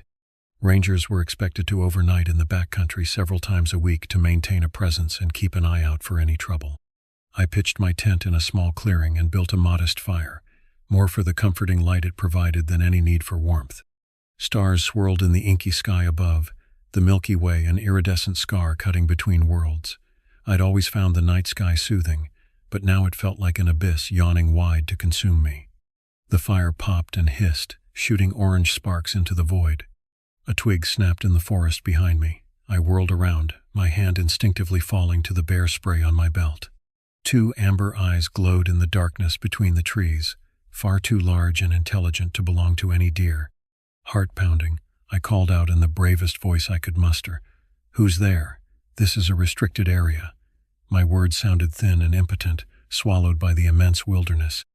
A deep, raspy voice responded, sounding neither human nor animal. "Lizav, this place." I charged into the undergrowth, but found no sign of the intruder. Silence reigned once more, but now I felt its weight lying heavily upon me, the watchful eyes of the forest seeing into my very soul. I retreated to my tent and zipped the flimsy fabric shut against the oppressive dark. Scarcely breathing, I clutched my flashlight like a talisman to ward off evil. But I knew it was still out there, waiting. The Skinwalkers were real, and they knew I was alone and defenseless in their domain. How long until they tired of tormenting me and attacked? I squeezed my eyes shut and prayed for dawn. Dawn arrived without fanfare, the grayness of night gradually leaching away to leave behind a monochrome world. I emerged from my tent groggy and haggard after a sleepless night, my body wire-taut with dread. Every fiber of my being screamed to flee this forest and never return. But I had a job to do. With leaden feet, I forced myself to wolf down an energy bar and gulp some lukewarm coffee.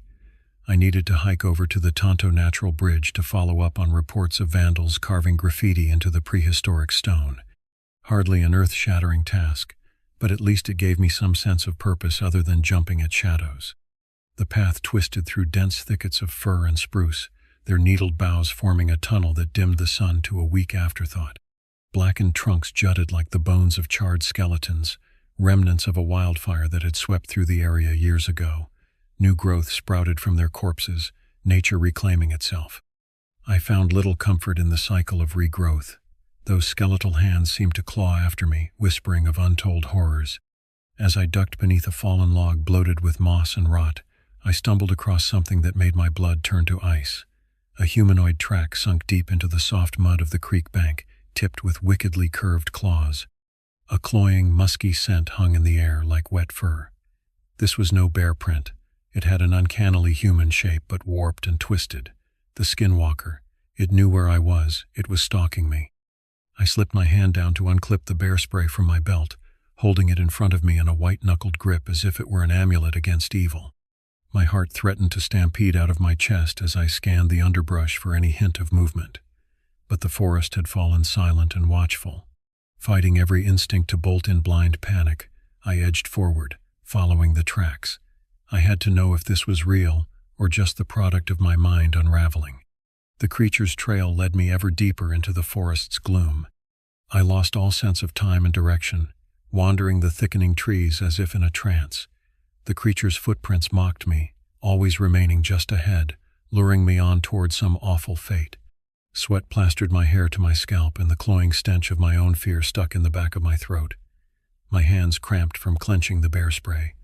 At last I stumbled into a small clearing and beheld something that locked the air in my lungs. A nest of broken branches and old bones, lashed together with sinew and shed snakeskins, sat in the center of the clearing. Animal carcasses in various states of decay hung from the branches, their sightless eyes boring into me. The overpowering stench of rotting flesh combined with a heady, almost sweet undertone. Dark runes pulsed on the skull of a stag, carved by jagged claws. Symbols I did not recognize but could feel were etched with hatred and dark intent, an altar for some unspeakable forest god. The raven spoke of places like this, corrupted groves where the barrier between worlds grew thin. "Why have you come here, little man?" The guttural voice from last night oozed from the shadows. I spun wildly, trying to place its source. "Show yourself." My voice came out reedy with tension. The shadows rippled. A huge, stooped figure emerged from between the pines, cloaked in matted fur and wearing a deer skull over its face. My hand tightened around the canister of bear spray, as if it could offer any real defense. "Your puny weapons will not protect you here." The voice held a dark amusement, ancient and cruel. "You're in my domain now." It reared up to its full height, towering over me.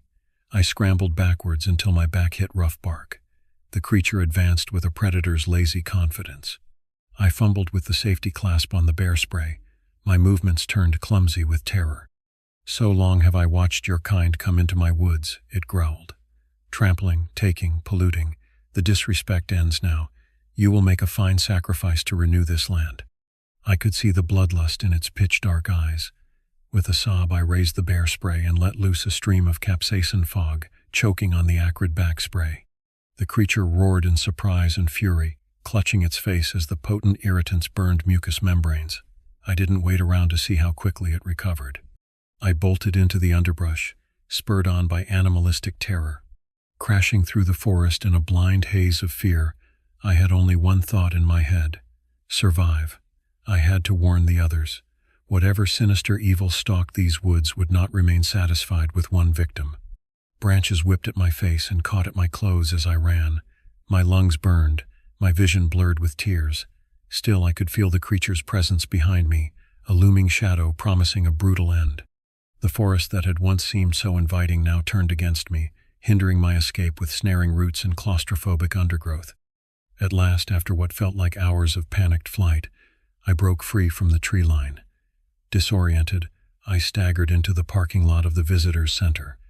The muted green and gray ranger uniform I normally wore with such pride now felt like a flimsy scrap of fabric, pitifully inadequate protection against the forces of darkness I'd awoken to. My coworkers rushed out at the sight of my ragged appearance. "Chogan, what happened?" Tokala caught me as I stumbled, lowering me to sit heavily on the sun-warmed asphalt. "It's real," I gasped. "The Skinwalker. It's out there in the forest and it's hungry. We have to evacuate the park." I saw doubt and concern warring in their eyes as they tried to decide if their promising new recruit had cracked on his first backcountry overnight. I must have looked completely unhinged. "Just breathe," Tokala said.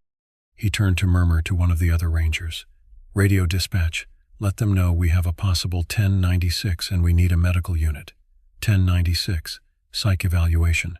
They thought I was losing my mind. I grabbed his wrist. "Please, I know how it sounds, but I'm not crazy. You have to listen to me. There's something evil in those woods and we're all in danger."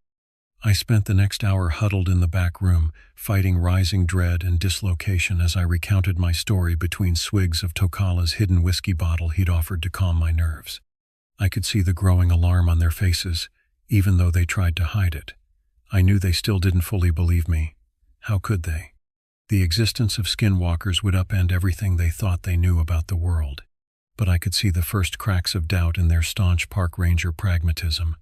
There had simply been too many strange reports lately, too much that didn't add up to bears or bobcats. Missing hikers, mutilated wildlife. The pieces started to fall into place, forming a grim picture. "We'll call it in." Tokala sighed at last. "Have the higher-ups put out an alert. Get some rangers from other districts in here to do a sweep. But Chogan, I think it's best if you go home and take a few days, get some rest." I opened my mouth to protest, but the genuine concern in his ancient eyes silenced me. As much as it chafed to step back, I knew I needed to regain my equilibrium. I was no good to anyone if the Skinwalker had me jumping at shadows. Numb, I let him drive me back to my apartment on the outskirts of Flagstaff. My little studio had never felt so empty and exposed. I locked the door, as if that would make a difference against the preternatural horror lurking in the woods. Stripping off my uniform, I stood under the pounding hot water until it ran cold. trying to wash the clinging stench of the foul altar from my skin. I had never felt so small and powerless. How was I supposed to protect my forest against something that could wear skins like costumes and warp the very fabric of nature? As I lay in the darkness, the night pressing in against my lone window, I made a vow. I would not run from this. The Skinwalker had revealed itself to me for a reason. I was the guardian of this land, and I would fight it to my last breath to defend the wilderness I loved and the people who took shelter in its shadow. Even if that fight cost me everything, even if no one else believed. A grim resolve crystallized in my chest. This was my purpose, the reason I became a ranger. To stand against the darkness, no matter how deep it grew. The Skinwalker's days were numbered. I would become the monster's nightmare. Dawn found me still awake, hunched over my laptop and a stack of battered library books. If I was going to hunt a Skinwalker, I needed to understand my enemy. Bleary-eyed, I devoured every scrap of information I could find on Navajo witchcraft and creature lore, straining to separate myth from fact. The truth remained shrouded in shadow and misdirection, but a grim portrait emerged. Skinwalkers, or Yinaldlushi, were once humans, corrupted by dark rituals and a hunger for power. They gained the ability to assume animal forms by wearing their skins, often the pelts of coyotes or wolves, but there were whispers of rarer, older beasts, beings that never walked the world in mortal shape. I hoped that wasn't what I was facing. By all accounts, few things could harm a Skinwalker. Silver, fire, a shaman's blessing. My hand drifted to the silver pendant I'd worn since childhood, a gift from my grandmother. She'd called it good medicine. I prayed she was right. A knock on my door shattered the tomb-like silence, making me jump. Hand tightening around the pendant, I crept to the peephole, my heart in my throat. But it was just Tokala, looking pale and grim. "It took Amatola and Bidziel," he said without preamble when I cracked the door open. "Two of the most senior rangers in our district." My stomach turned to lead. "What do you mean it took them?" "Search party found their truck abandoned at the trailhead. No sign of them, but plenty of those damn tracks." He scrubbed a hand over his haggard face.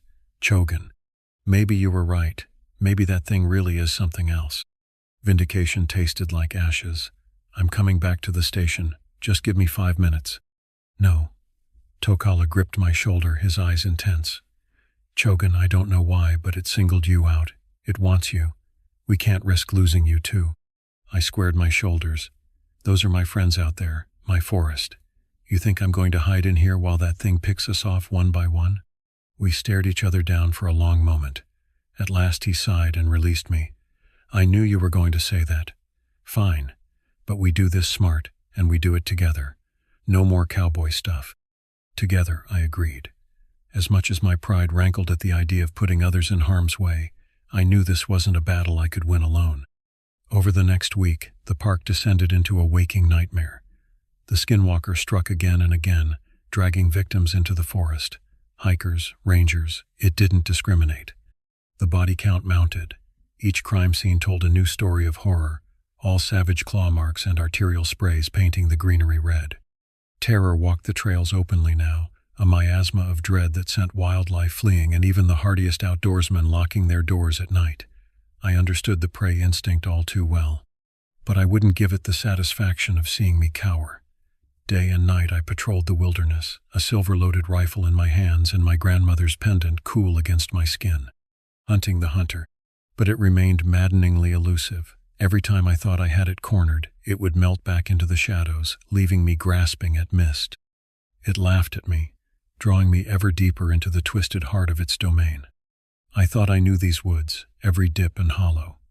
Now they turned alien, the Skinwalker's dark magic corrupting the very air. I walked paths that never ended, my compass spinning furiously. The trees leaned in close, their bone-finger branches scraping my skin. I could feel my sanity unspooling, the raw essence of the forest seeping into the cracks. At last I stumbled into a familiar clearing, the stench of decay and dark magic nearly bowling me over. The Skinwalker's altar rose from the loam, a grotesque totem of jagged bones and desiccated flesh. Symbols pulsed in the air around it, etched in fire. The wrongness of it hollowed out my guts, but I stood my ground. This ended tonight. "Show yourself, monster." My bellow rang through the trees. "You wanted me? Here I am." Silence, thick and watchful. Then a ripple, a shadow detaching itself from the darkness between the pines. The Skinwalker emerged, terrible in its power, cloaked in a robe of matted fur and antlers. It had shed the deer skull, revealing a face from my darkest nightmares. Not quite human, not quite beast, but some awful melding of the two. Foolish little ranger. Its voice slithered over my skin like oil. You came to die after all. I raised my rifle to my shoulder, the butt snug against my cheek. The silver glinted in the moonlight. One of us will, but it won't be me. It laughed, a sound like bones snapping. Your weapons are useless here. You have no power in my place of power. We circled each other, predator and prey. My finger curled around the trigger. The Skinwalker lunged. I fired. The shot echoed through the clearing as the silver slug punched through the monster's chest in a spray of ichor. It screamed, an otherworldly wail of pain and fury, but kept coming. I shot again and again, each bullet slamming home. Black blood splattered the leaves, but it wasn't enough. The Skinwalker reached me in one bound, an avalanche of fur and fury bowling me back into the loam. Fatigued breath billowed over my face, saliva dripping from yellow fangs. I will devour your heart, Ranger. I groped desperately for my rifle, but it had flown from my hands. Claws prisonered my shoulders, points dimpling my skin. I had only one trick left. My hand closed around my grandmother's pendant, the silver warm against my skin. With a wordless cry, I ripped it free of my neck and shoved it into the gaping slash in the monster's chest, right over where a human heart would beat. Skin and silver sizzled, the stink of burning fur. The Skinwalker howled, convulsing, its form shifting and rippling as the protective magic warred with its dark power. I heaved with all my strength, throwing it off me. It thrashed in the dirt as I scrabbled for my gun. This is for everyone you killed, you son of a bitch. I leveled the rifle at its head and pulled the trigger. Click. Empty. The Skinwalker rose, bloodied and terrible. The pendant gleamed in its chest, but still it advanced on me, death in its abyss eyes. I groped for a weapon, a rock, anything. My hand closed around the cool metal of my Zippo lighter. Of course, fire. The one thing it feared above all else. I flicked the wheel, a spark blossoming into a tiny flame. The Skinwalker froze, its eyes widening. With a hoarse cry, I charged, the lighter held before me like a talisman. The creature's fur went up like tinder. It shrieked, thrashing blindly as the flames raced over its body, consuming fur and flesh and corrupted magic. I stood over it, watching grimly until the struggling ceased and all that remained was a rank pile of charred bones. As the embers cooled, I saw the first hints of dawn filtering through the trees, clean and new. It was over. The forest could begin to heal. But healing would take time. Dark magic always left scars, even after it was vanquished. I gathered what remained of the creature for burning. There would be no chance for its twisted spirit to rise again. Let the cleansing fire erase this stain from the land. In the coming days, I knew there would be questions, investigations. A tragedy of this scale couldn't be buried or ignored. I would have to find a way to tell the story that didn't shatter the veil between worlds. The world wasn't ready for the truth of what lurked in the shadows. It may never be. But that was a problem for tomorrow. Today, I would grieve for those I couldn't save, and begin the slow process of putting my shattered self back together. A ranger's duty was never done. The forest needed me. It would always need me. I walked out of those woods a different man than I'd walked in. Older, wearier, but also understanding my purpose with a crystalline clarity. I was the watcher in the woods, the guardian standing against the darkness. The Skinwalker had revealed both the depths of evil and the heights of courage we were all capable of. It was my job to make sure the balance never tipped too far into shadow. No matter how long I walked this land, no matter how much it cost me, I would be its protector. I am Chogan, I am the Ranger, and I will keep watch, always.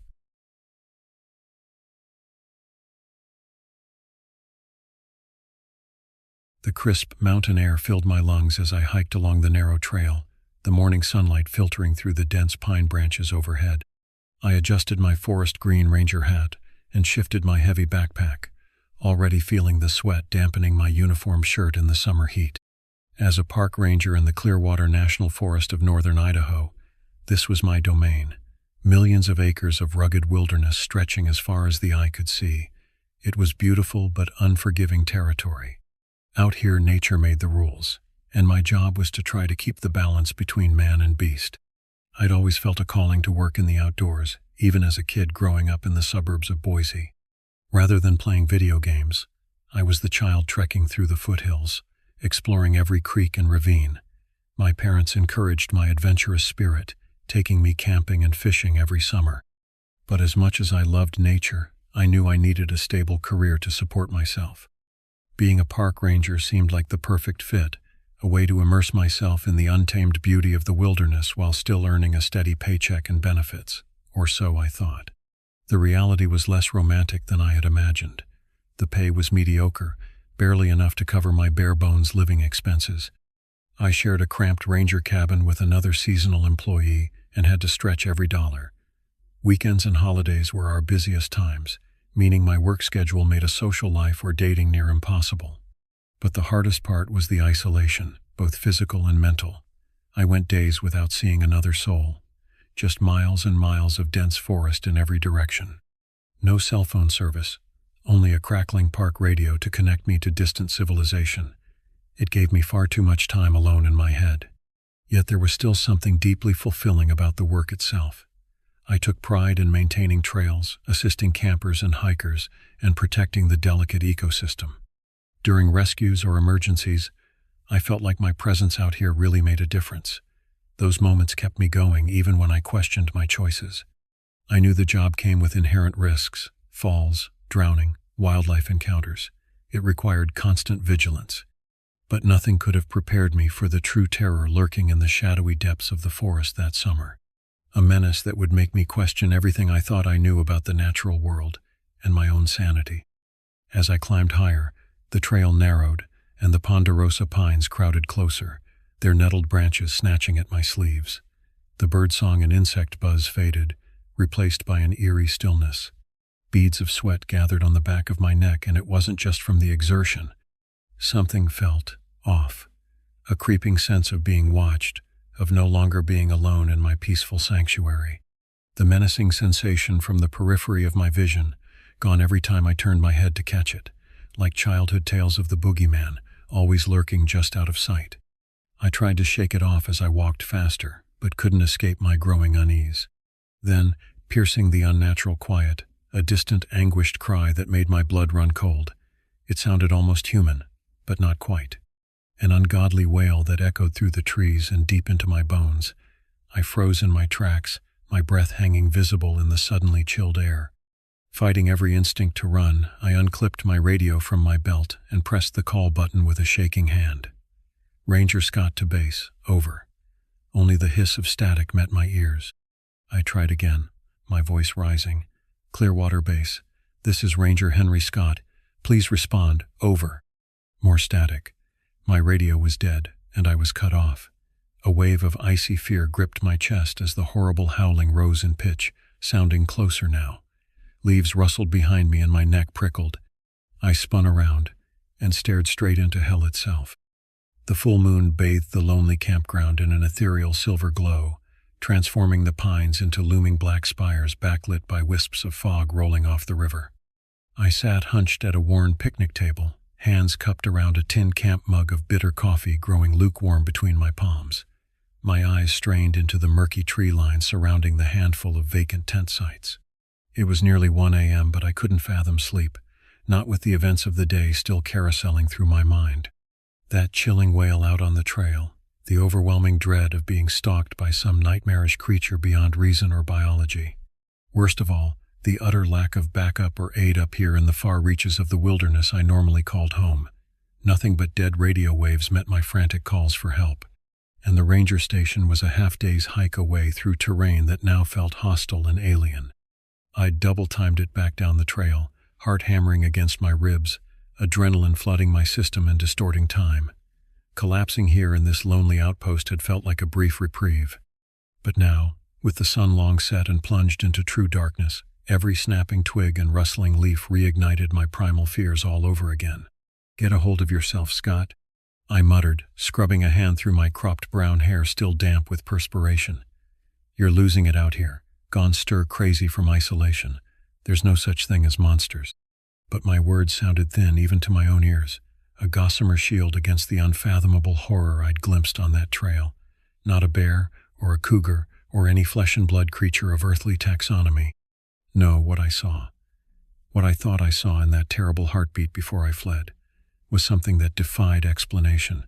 A hulking bipedal abomination of matted fur and sinew, baleful yellow eyes glaring with feral intelligence, and a face, dear God in heaven, a distinctly canine face fused atop broad, almost human shoulders. Nausea churned in my gut at the mental image seared into my brain, a sheen of cold sweat breaking anew across my brow. Impossible, it had to be. Except there was no other logical explanation, and I knew I couldn't have hallucinated something so vivid, so gut-wrenchingly visceral. A twig snapped like a gunshot in the stillness behind me, and I leapt to my feet, toppling my mug onto the dirt. My shaking hand fell to the pistol grip of my holstered service weapon. I drew it out, finger ghosting the trigger guard, as I pivoted toward the tree line. "Who's there?" I tried to inject some authority into my quavering voice. "This is a restricted area. Show yourself immediately." A faint scuffling in the brush, a dark shape shambling between the pines. Then, into the dim wash of moonlight, stepped the squat form of an elderly man in a ragged canvas coat. An unkempt white beard obscured half his weathered face. "Don't shoot, Ranger," he said, holding up gnarled hands in supplication. "I mean no harm." My grip on the pistol relaxed a fraction, but I kept it trained center mass. My breath plumed as I fought to control the surge of adrenaline. "This campground is closed, sir," I said. "You're trespassing on federal lands. I'll need to see some identification." The old man took a shuffling step closer, rheumy eyes glinting in the moonlight. Sure. I'm just a harmless old trapper passing through. Didn't mean to give you a fright." He squinted at my sweat-streaked face and ashen pallor. "Say, are you all right, son? You look like you've seen a ghost." Words failed me as a hysterical laugh threatened to bubble up. What could I possibly say? That there was a monster lurking in these woods, a demon from folklore sprung to nightmarish life. "Ah, hell," the old man said, shaking his head slowly. "You saw it, didn't you?" He took another step toward me, voice dropping to a conspiratorial rasp. "The dogman, roaming these hills, stalking anything that moves." My blood turned to ice water. The ember of primal fear, banked but still smoldering in my gut, flared anew into full fight-or-flight reflex. My fingers locked around the textured grip of my service pistol. "How did you know that?" My words came out reedy and wavering. I hated the tremor of fear in my voice. Showing weakness in front of this strange old man, out here alone in the darkness, felt like baring my throat to a predator. The trapper's beard split in a rueful grin, more of a pained grimace. He shook his shaggy head. "Because I've seen it too, Ranger, more times than I care to reckon. The first time I thought it was a grizzly reared up on its hind legs. Then I glimpsed that uncanny face, somewhere between man and beast." He shuddered, the haunted look in his eyes aged decades in a heartbeat. "I ain't ever been so scared in all my born days. Nearly turned my hair white as snow right then and there." A barbed tendril of icy fear coiled through my intestines as the horrific visage flashed again through my mind's eye. Those baleful amber eyes boring into mine, brimming with feral malice. That rangy, hulking body in the uncanny valley between human and wolf. I swallowed hard against the bile rising in my throat. "You're saying this thing is real?" I couldn't keep the incredulous note from my voice, even as every fiber of my being screamed that I already knew the terrible truth of it. "But that's impossible. There's no such creature, not in nature, not in science. It has to be a hoax, or some kind of shared delusion." The old man barked a humorless laugh. "Shared delusion? Ain't nothing delusional about the dogman, son. Oh, he's real enough. Real as you or me." He took a shuffling step closer, moonlight casting the crags and lines of his face into stark relief. The old-timers around these parts, the loggers and the trappers and such, they all know the stories. Every generation has its own tales of the beast, sightings going back 100 years or more. An icy rivulet of sweat trickled down my spine beneath my damp uniform shirt. My heart thudded a staccato beat against my breastbone. 100 years? But how? If this creature really exists, why isn't it documented, studied, in every biology textbook and wildlife guide? The old trapper fixed me with a pitying look. as if I were a simple child who had disappointed him. Because people are damn fools, Ranger. They don't believe what's right in front of their eyes if and it don't fit in their neat little view of how the world ought to be. He swept a gnarled hand toward the looming shadows of the forest. The Dogman. He don't care none about your science or your natural history. He's a creature of older, wilder magic. The kind that don't fit in mankind's modern boxes. A shiver rippled through me that had nothing to do with the night's chill. Grandpa's old Chippewa tales rose in my memory, stories of shapeshifters and trickster spirits told around the crackling campfire.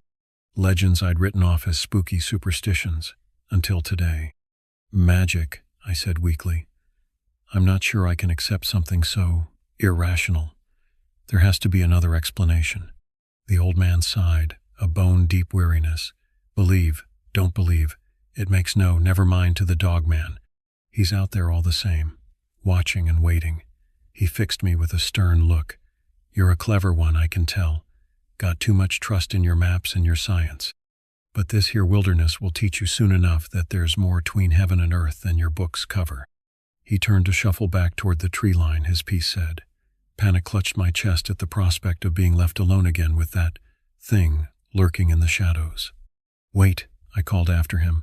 What am I supposed to do? How can we stop this creature? The old trapper paused, glanced back over his shoulder, eyes glittering. Stop it? A wry, humorless chuckle.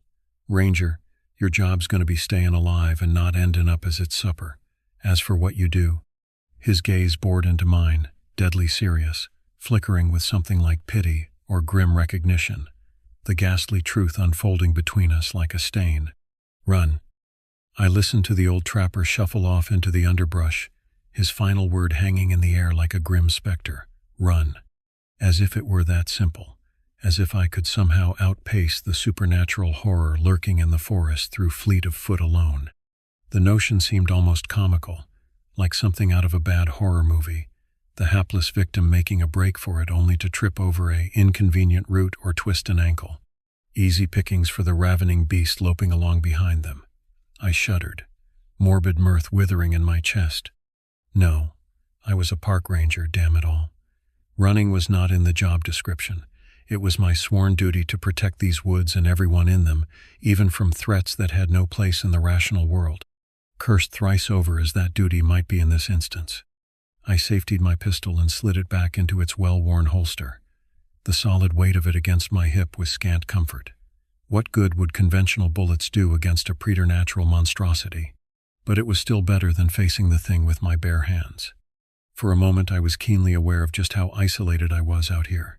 Miles from civilization, from help and backup.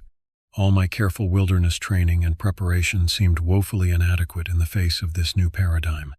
Fighting down a surge of despair, I forced myself to think rationally, to fall back on my experience and knowledge of the terrain, supernatural beasts notwithstanding. If I couldn't run, and I sure as hell wasn't equipped to fight this thing head-on, then I needed to hunker down, wait for daylight, and then hike as fast as I could manage to the nearest ranger station for reinforcements. Nodding to myself, I did a quick circuit of the small campground, checking that the camper registration log in the lockbox was current. Last thing I needed was some unfortunate soul-picking tonight of all nights to pitch a tent in these haunted woods. Mercifully, the park appeared unoccupied, my uncharacteristically chicken-scratch scrawl the only entry for the day. I sent up a small prayer of thanks for that cold comfort as I snugged the padlock back into place. Next order of business was to secure my fort for the night. The one-room cabin reserved for ranger patrols was blessedly sturdier than a tent, but only just. Constructed of cheap plywood and 2x4s, with a corrugated steel roof, it wouldn't hold up to much more than an ornery raccoon. But it had a locking door and shuttered windows, which felt paramount with every gust of wind sending skeletal branches clawing at the thin walls. I double-checked the locks, wedged a folding camp chair under the doorknob for good measure, as if that would make a lick of difference if the beast came calling. That unpleasant thought firmly in mind, I turned my attention to the cabin's meager arsenal. Being a federal facility, the ranger station was prohibited from stocking proper firearms. The best I could muster was a sturdy, rubberized mag-light torch and a canister of bear spray. I hefted the large flashlight, feeling its solid weight in my palm, clicked it on and off, the powerful LED beam lancing through the dusty air. It wasn't much, but it beat harsh language. And I figured even Old Dog Man might think twice if he caught a snootful of capsaicin in the face. Marginally emboldened, I dragged the too-thin mattress from the cot into the corner farthest from the door and windows, an illusion of security, but one I'd cling to. Propped in the corner, knees drawn up, I settled in for a long, nerve-wracking night. The wind moaned through the eaves and set the shutters to rattling. In the distance, an owl hooted its eerie trill. My eyes burned and head throbbed from exhaustion and unrelenting anxiety, but I couldn't imagine sleep, not with the specter of the creature filling every shadow. So I sat, clutching my improvised weapons, jumping at every nighttime noise, until the pre-dawn gloom began to lighten the sky outside. Only when the first pale rays of sunlight crept through the cracks in the shutters did I let the tension bleed from my shoulders, cautiously optimistic. Dawn broke tentatively over the treetops, pale fingers of light brushing back the shroud of night. The distant sounds of birdsong drifted on the cool breeze, deceptively peaceful. I uncurled stiffly from my sentry position in the corner, wincing as pins and needles sang through my limbs. Shaking off the lingering exhaustion, I stumbled to the small window and peered out through a crack in the shutter. Golden shafts of light painted the pines, set small motes of dust swirling through the air. It looked for all the world like any other pristine mountain morning beckoning for a brisk hike. Only the tight ingrained knot of dread pulsing behind my breastbone marred the idyllic scene. No matter how brightly the sun shone, I knew the grim truth lurking in the shadows now. The nightmarish specter that would forever haunt my time in these once dearly beloved woods. Cursing softly, I jammed my uniform campaign hat down over my unruly brown hair and buckled my holster around my hips. It wouldn't do any good to dwell on such macabre philosophizing. I had one mission: get to the ranger station as quickly as humanly possible. Slinging my backpack over one shoulder, I tucked a topographical map into my breast pocket and gripped my trusty maglite torch in one hand.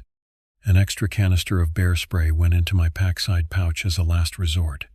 As prepared as I was ever going to be, I sucked in a bracing breath and stepped out into the too cheerful morning. The empty campground stretched before me, dew glittering on the untrodden grass. I plotted a hasty bearing on my compass and set off across the open space at a brisk clip, boots crunching softly with each step. Every nerve sang with tension, anticipating a hulking, furred form to come crashing out of the tree line at any moment. But I gained the narrow hiking path without incident, the pines and spruce swallowing me up into merciful cover. I blew out a shuddery breath, trying to tramp down on the manic urge to bolt headlong down the trail. Getting lost or injured in my panicked haste would be the height of folly. Instead, I set a ground-devouring but sustainable pace, trekking pole stabbing into the dirt.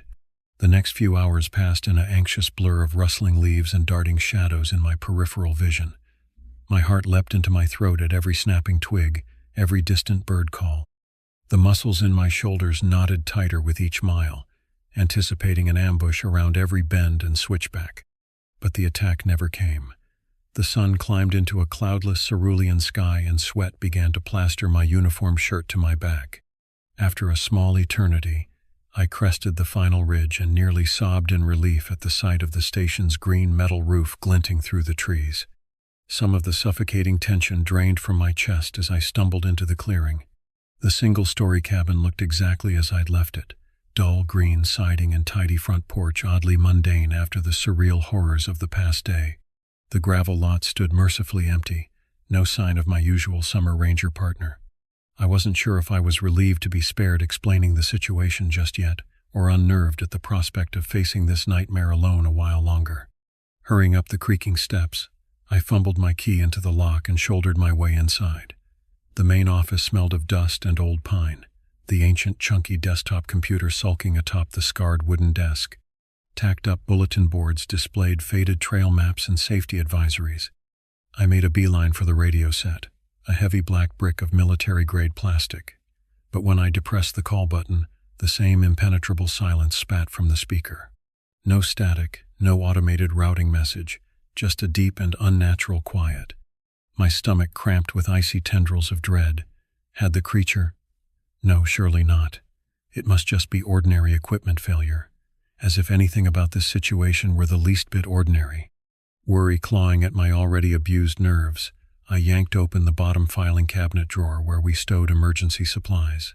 My hand closed on the sat phone tucked in its foam-lined case. Every ranger's communication of last resort in the remote backcountry. It took a few tries to get my numb fingertips to dial the emergency dispatch number. A bead of sweat trickled down my temple as I waited on tenterhooks for the connection, certain the lifeline would fall dead any second. But finally, blessedly, the drone of a dial tone drilled into my ear. Once, twice, a small eternity. 911, what's your emergency? For a moment I couldn't make my hitching lungs function to form words. This is Park Ranger. My voice cracked, parched, and exhausted. Ranger Henry Scott with Clearwater National Forest. I have AAA. How the hell was I supposed to report this? A rabid bear attack would have been so easy in comparison, but I knew with leaden certainty what had transpired was far from some mundane animal encounter. I believe there is an imminent danger to public safety in the park. I forced my voice steady, channeling every ounce of authority I could dredge up. An unknown assailant, likely armed and extremely dangerous. I need any available units and wildlife personnel to my location immediately. There was a beat of silence on the other end. My desperate plea met with confusion.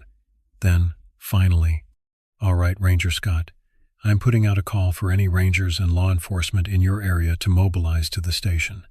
Can you give any further details on this armed individual? Description, last known whereabouts." My desperate mind raced. He was sighted in the northern quadrant of the park, due east of Lodgepole Campground. I swallowed past a lump of nausea as the horrific image of the creature flashed anew through my mind. My words choked out as unsteady as my nerves. Height estimated at 7 to 8 feet, extremely broad-shouldered, covered in dark fur or hair, last seen. Jesus. I swiped a trembling hand across my ashen face. The face it was, like a dog or wolf, yellow eyes. It's not human, not natural. God help us. The operator cut across my accelerating babble, her voice sharpening. "Ranger, did you say not human? Are you describing some kind of animal?" Hot shame flooded my cheeks even as my stomach knotted.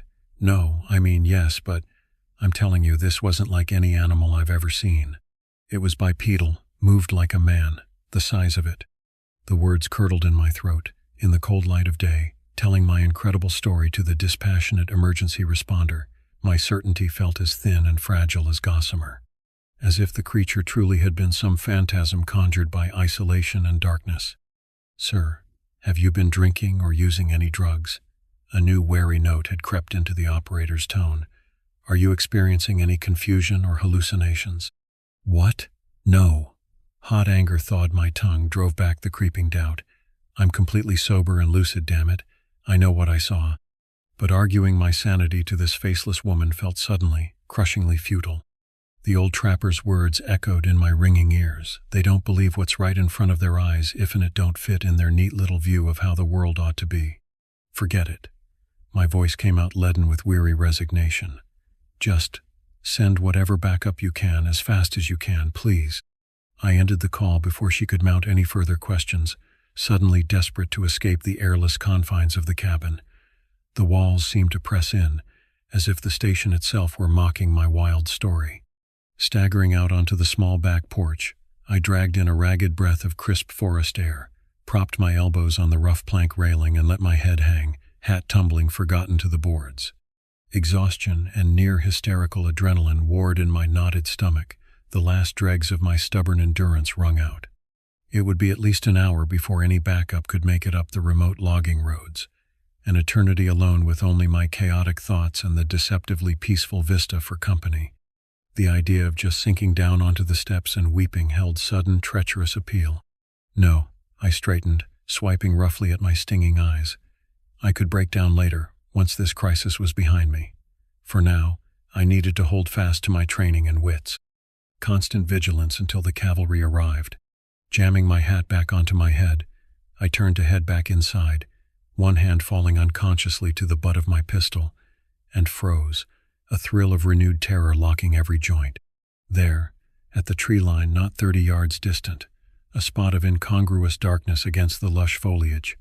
2 points of baleful yellow, staring directly at me. Recognition crashed over me like a frigid wave, rooting my boots to the weathered boards, the creature, the dogman, in the too solid flesh. All my desperate prayers that it had been some stress-induced hallucination shattered like spun glass against the hard edges of reality. For a crystallized second, I could only gape at the hulking figure, half-shrouded in shadow and pine. Drinking in the details I'd tried so hard to dismiss, the uncanny marriage of human and canid features, the eerie intelligence glittering in those backlit eyes boring into mine. It lounged against the broad trunk of a lodgepole, almost insolent in its nonchalance, as if it hadn't just brought my entire conception of the world crashing down with its mere existence. One massive taloned handpaw rested on the bark, flexing in a way that turned my mouth to cotton. My paralysis broke all at once, and I fumbled for my service pistol, ratcheting the slide with a metallic snap that seemed overloud in the buzzing silence. The creature didn't so much as twitch at the implied threat, lupine head cocking quizzically. "Stay back." My voice rang thready and thin in my own ears, a desperate bravado utterly failing to mask my mortal terror. "I'm a federal agent." As if the nightmarish beast would care one whit for my legal authority. The absurdity of it startled a manic giggle up my throat, borderline hysterical. If the dogman found any humor in my plight, it gave no sign. Slowly, almost lazily, it pushed off from its tree and paced out of the shadows onto the sun-dappled grass. Dagger claws flexed against the loam with each rolling stride. My heart hammered a staccato beat against my ribs as it emerged fully into the light. The sun set its shaggy fur to glinting, deepened the bronze tones rippling across barrel chest and powerful shoulders. The effect was mesmerizing, even as my hindbrain screamed to flee before the apex predator. One step, then another, closing the distance with an unhurried gait. I scrambled backwards instinctively, until the rough boards of the cabin wall bit into my shoulders through my sweat-dampened uniform. Nowhere left to run. Bringing my pistol to bear with both white-knuckled hands, I sucked a whistling breath past my chattering teeth and squeezed the trigger. The report cracked across the clearing like a whip, and the creature staggered, just slightly, as though a horsefly had bitten it. But it was enough to flood my system with a wild surge of hope. I wasn't utterly helpless before this abomination. Emboldened, I fired again, and again, emptying the entire clip in a ringing cacophony of gunpowder and desperation. Each bullet struck center mass. I could see the impacts jolt the beast's titanic frame. But far from the grievous wound such a fusillade should inflict, the lead seemed little more than a nuisance. Copper-jacketed rounds that could drop a charging grizzly did little more than enrage the beast. A throaty snarl rumbled from its chest, lips curling back from glinting fangs in unmistakable threat. Claws dug furrows in the soft earth as it gathered itself to lunge. Time dilated, narrowed. I saw each ripple of corded muscle beneath the bristling fur, the snap of its jaws as it closed the distance in a single bound. My empty gun fell from my numb fingers and I scrabbled desperately for the bear spray on my belt. For an instant, the creature filled my entire world, blotted out the sun. This was how I died, I knew with a sudden crystalline clarity, torn to pieces by an impossible monster on the cusp of rescue. But even as the beast's hot breath gusted across my face, time for one last futile prayer. A blur of motion exploded from the cabin doorway. A familiar lanky frame in park green launched itself between us, a wordless howl on his lips. "Jeff, no." Too late. The dogman barreled into my fellow ranger, a sickening crack sounding as they went down in a tangle of limbs. Wheeling, snarling, they grappled across the narrow porch, the flimsy railing groaning ominously. Deep scoring marks in the wood marked every desperate, scrambling foothold as Jeff fought with the wild strength of a man possessed. But even his youth and vigor were no match for the preternatural power of the beast. Curved claws raked across his belly, parting the fabric of his uniform like tissue paper. Crimson bloomed across the green as he screamed in mortal agony. The sound galvanized me, shattered my stupor like a bucket of ice water over my head. I snatched up the bear spray and lunged forward, jamming down the firing tab. A thick cone of noxious orange mist jetted forth, engulfing the surging figures in burning droplets. A high, keening wail shattered the air as the dogman recoiled, pawing at its contorted face. Jeff fell away, hands clutching weakly at his shredded stomach. But even as I surged forward, desperate to drag him clear, the creature regained itself with terrifying swiftness. Baleful golden eyes swung to me, streaming and mad with pain. Blood matted the fur of its muzzle, Jeff's or its own, I couldn't tell. What I could discern with horrifying clarity was the killing intent, the visceral promise of a predator denied its meal. "Holy Mother of God," I whispered through numb lips. Beside me, Jeff moaned wetly, the sound a death rattle. "Please, God, no." The beast lunged, a dark blur of primal fury. I flung my arms up in a futile warding, a final denial against the inevitable. A thunderous boom shook the clearing, followed by another and another in staccato burst. The acrid stench of gunpowder thickened the air. The dogman jerked mid-leap, its massive body convulsing obscenely. Hot droplets splattered my skin, a spray of carnage. Once, twice more it shuddered under the barrage, dancing a macabre jig.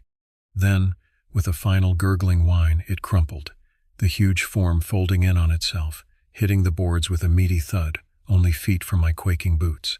Breath sobbing in my lungs, I stared at the trembling ruin of fur and blood, unable to process, to assimilate, that it could truly be over so abruptly. Distantly, I registered movement at the corners of my tunneled vision. Shouting voices, booted feet pounding up the steps. "Ranger Scott, Henry." Hands gripped my shoulders, shaking me out of my daze. A familiar, grizzled face swam into focus before me. "You all right, son?" Sergeant Tom Wallace, Clearwater County Sheriff's Department. His rumpled uniform was smeared with dirt and fouler things, but his faded eyes were bright and sharp as ever. "Cutting it a bit close there, eh?" His mustache twitched, a weak attempt at levity. "When you said armed and dangerous on the horn, you weren't kidding." "Tom," I croaked, my voice a thready rasp. "Jeff is." I couldn't finish, my hand falling limply to my side. The sergeant followed my gaze, his face twisting in sympathetic grief. The other officers were clustered around the fallen ranger, obscuring his ravaged form. But the spreading pool of crimson told the story more starkly than I could bear to voice aloud. "Judas, what the hell is that thing?" One deputy, little more than a kid really, had his shotgun trained unsteadily on the crumpled monstrosity at our feet. His freckled face had gone chalk pale beneath his uniform cap, eyes wide and glassy with shock. I couldn't blame him. In the stark light of day, without the haze of adrenaline and mortal terror, the creature looked even more horrifyingly surreal. Its massive bulk dwarfed the narrow porch, matted fur tacky with blood both crimson and something darker, more viscous. Sergeant Wallace crouched beside the corpse, mouth compressed into a grim line as he studied the uncanny wedge of its head, the gaping maw lined with dripping fangs. He let out a low whistle, rocking back on his heels. "Never seen anything like this," he muttered, half to himself. "Nor ever care to again. You said it came at you like a man, Scott?" I could only nod, my throat locked tight with roiling nausea and the beginnings of a very delayed reaction. It was one thing to accept the reality of the beast in the heat of the moment, when survival outweighed sanity. Another entirely to try to force it into the logical framework of a world that made sense. It was intelligent. I managed at last, the words bitter ashes on my tongue, the way it moved, the way it looked at me. It wasn't just an animal. "Well, it's sure as shit no bear." One of the burlier deputies kicked at a splayed limb, nearly as long as a man's leg and laced with ropey muscle under the shaggy pelt. Unless the good Lord got real creative after a peyote bender. "Stow that kind of talk, Sims," Wallace snapped, but there was a distinct lack of heat behind it. He hauled himself upright with a strained grunt, aged joints popping. "What we've got here is just a mighty unusual case of rabies, natural mutation like clear biohazard." "Sir?" The gangly deputy's voice cracked on the uptick. He looked torn between bursting into tears and losing his breakfast on his scuffed boots. I said, "Can it?" The sergeant rounded on his subordinates, fixing each with a steely-eyed glare. "The official report will read that Ranger Scott here was menaced by an aggressive, possibly rabid, animal of unknown species. He and Ranger Clooney defended themselves with regulation arms until our timely intervention. Anything goes beyond that, and you'll have me to answer to, clear." A susurration of uneasy murmurs met his dictate, glances slanting to the gory tableau and skittering away. To a man, they seemed desperate to latch onto the paper-thin explanation, to retreat from the looming specter of a truth beyond reckoning. I couldn't blame them. Even with the evidence of the impossible stiffening at my feet, I felt my own mind grasping for the familiarity of the rational. Easier to label it a diseased stray by far than to confront the dark mutterings of folklore-made flesh. Wallace caught my gaze over the hunched shoulders of his men, a flicker of weary resignation in his seasoned eyes, a look that said he'd never voice what we both knew in his bones, that no rabies on God's green earth could twist nature so obscenely, that the thing we'd put down had no place in the sanitized files of modern science. Another shared glance toward the sheet-draped figure the EMTs huddled over in mute futility. Jeff, who'd given his life to that unnameable truth, borne silent witness with his blood to the hungry mystery still prowling the shadowed places. I felt the weight of it all settle on my shoulders like a leaden mantle, the burden of dark wisdom unwanted. The certainty that I'd spend my remaining days jumping at shades in the unbroken wild, haunted by glimpses of shining eyes in the night. That I'd never again walk beneath the whispering pines without feeling the weight of their ancient secrets pressing in. Come on, son. Wallace gripped my shoulder, his calloused palm an anchor against the bleak tide of my thoughts. Let's get you down to the station, cleaned up. The rest will sort itself as it will. Numbly, I let him lead me down the steps, picking my way on autopilot between the milling officers. The air felt too thick to breathe, clogged with the cloying stench of blood and the musky, feral reek of the beast. In the distance, beyond the buzzing police radios and the drone of the coroner's van, a lone wolf lifted its voice to the uncaring sky. The mournful quavering sent a lance of primitive dread down my spine, raised the fine hairs on my nape. I knew with a bone-deep certainty that it sang a eulogy. For Jeff, for the world I'd thought I'd known, and for me, the broken fool who'd glimpsed the ragged edges of that paper reality, who would never again walk in the untamed wood without a prayer on his lips and a silver bullet in his gun.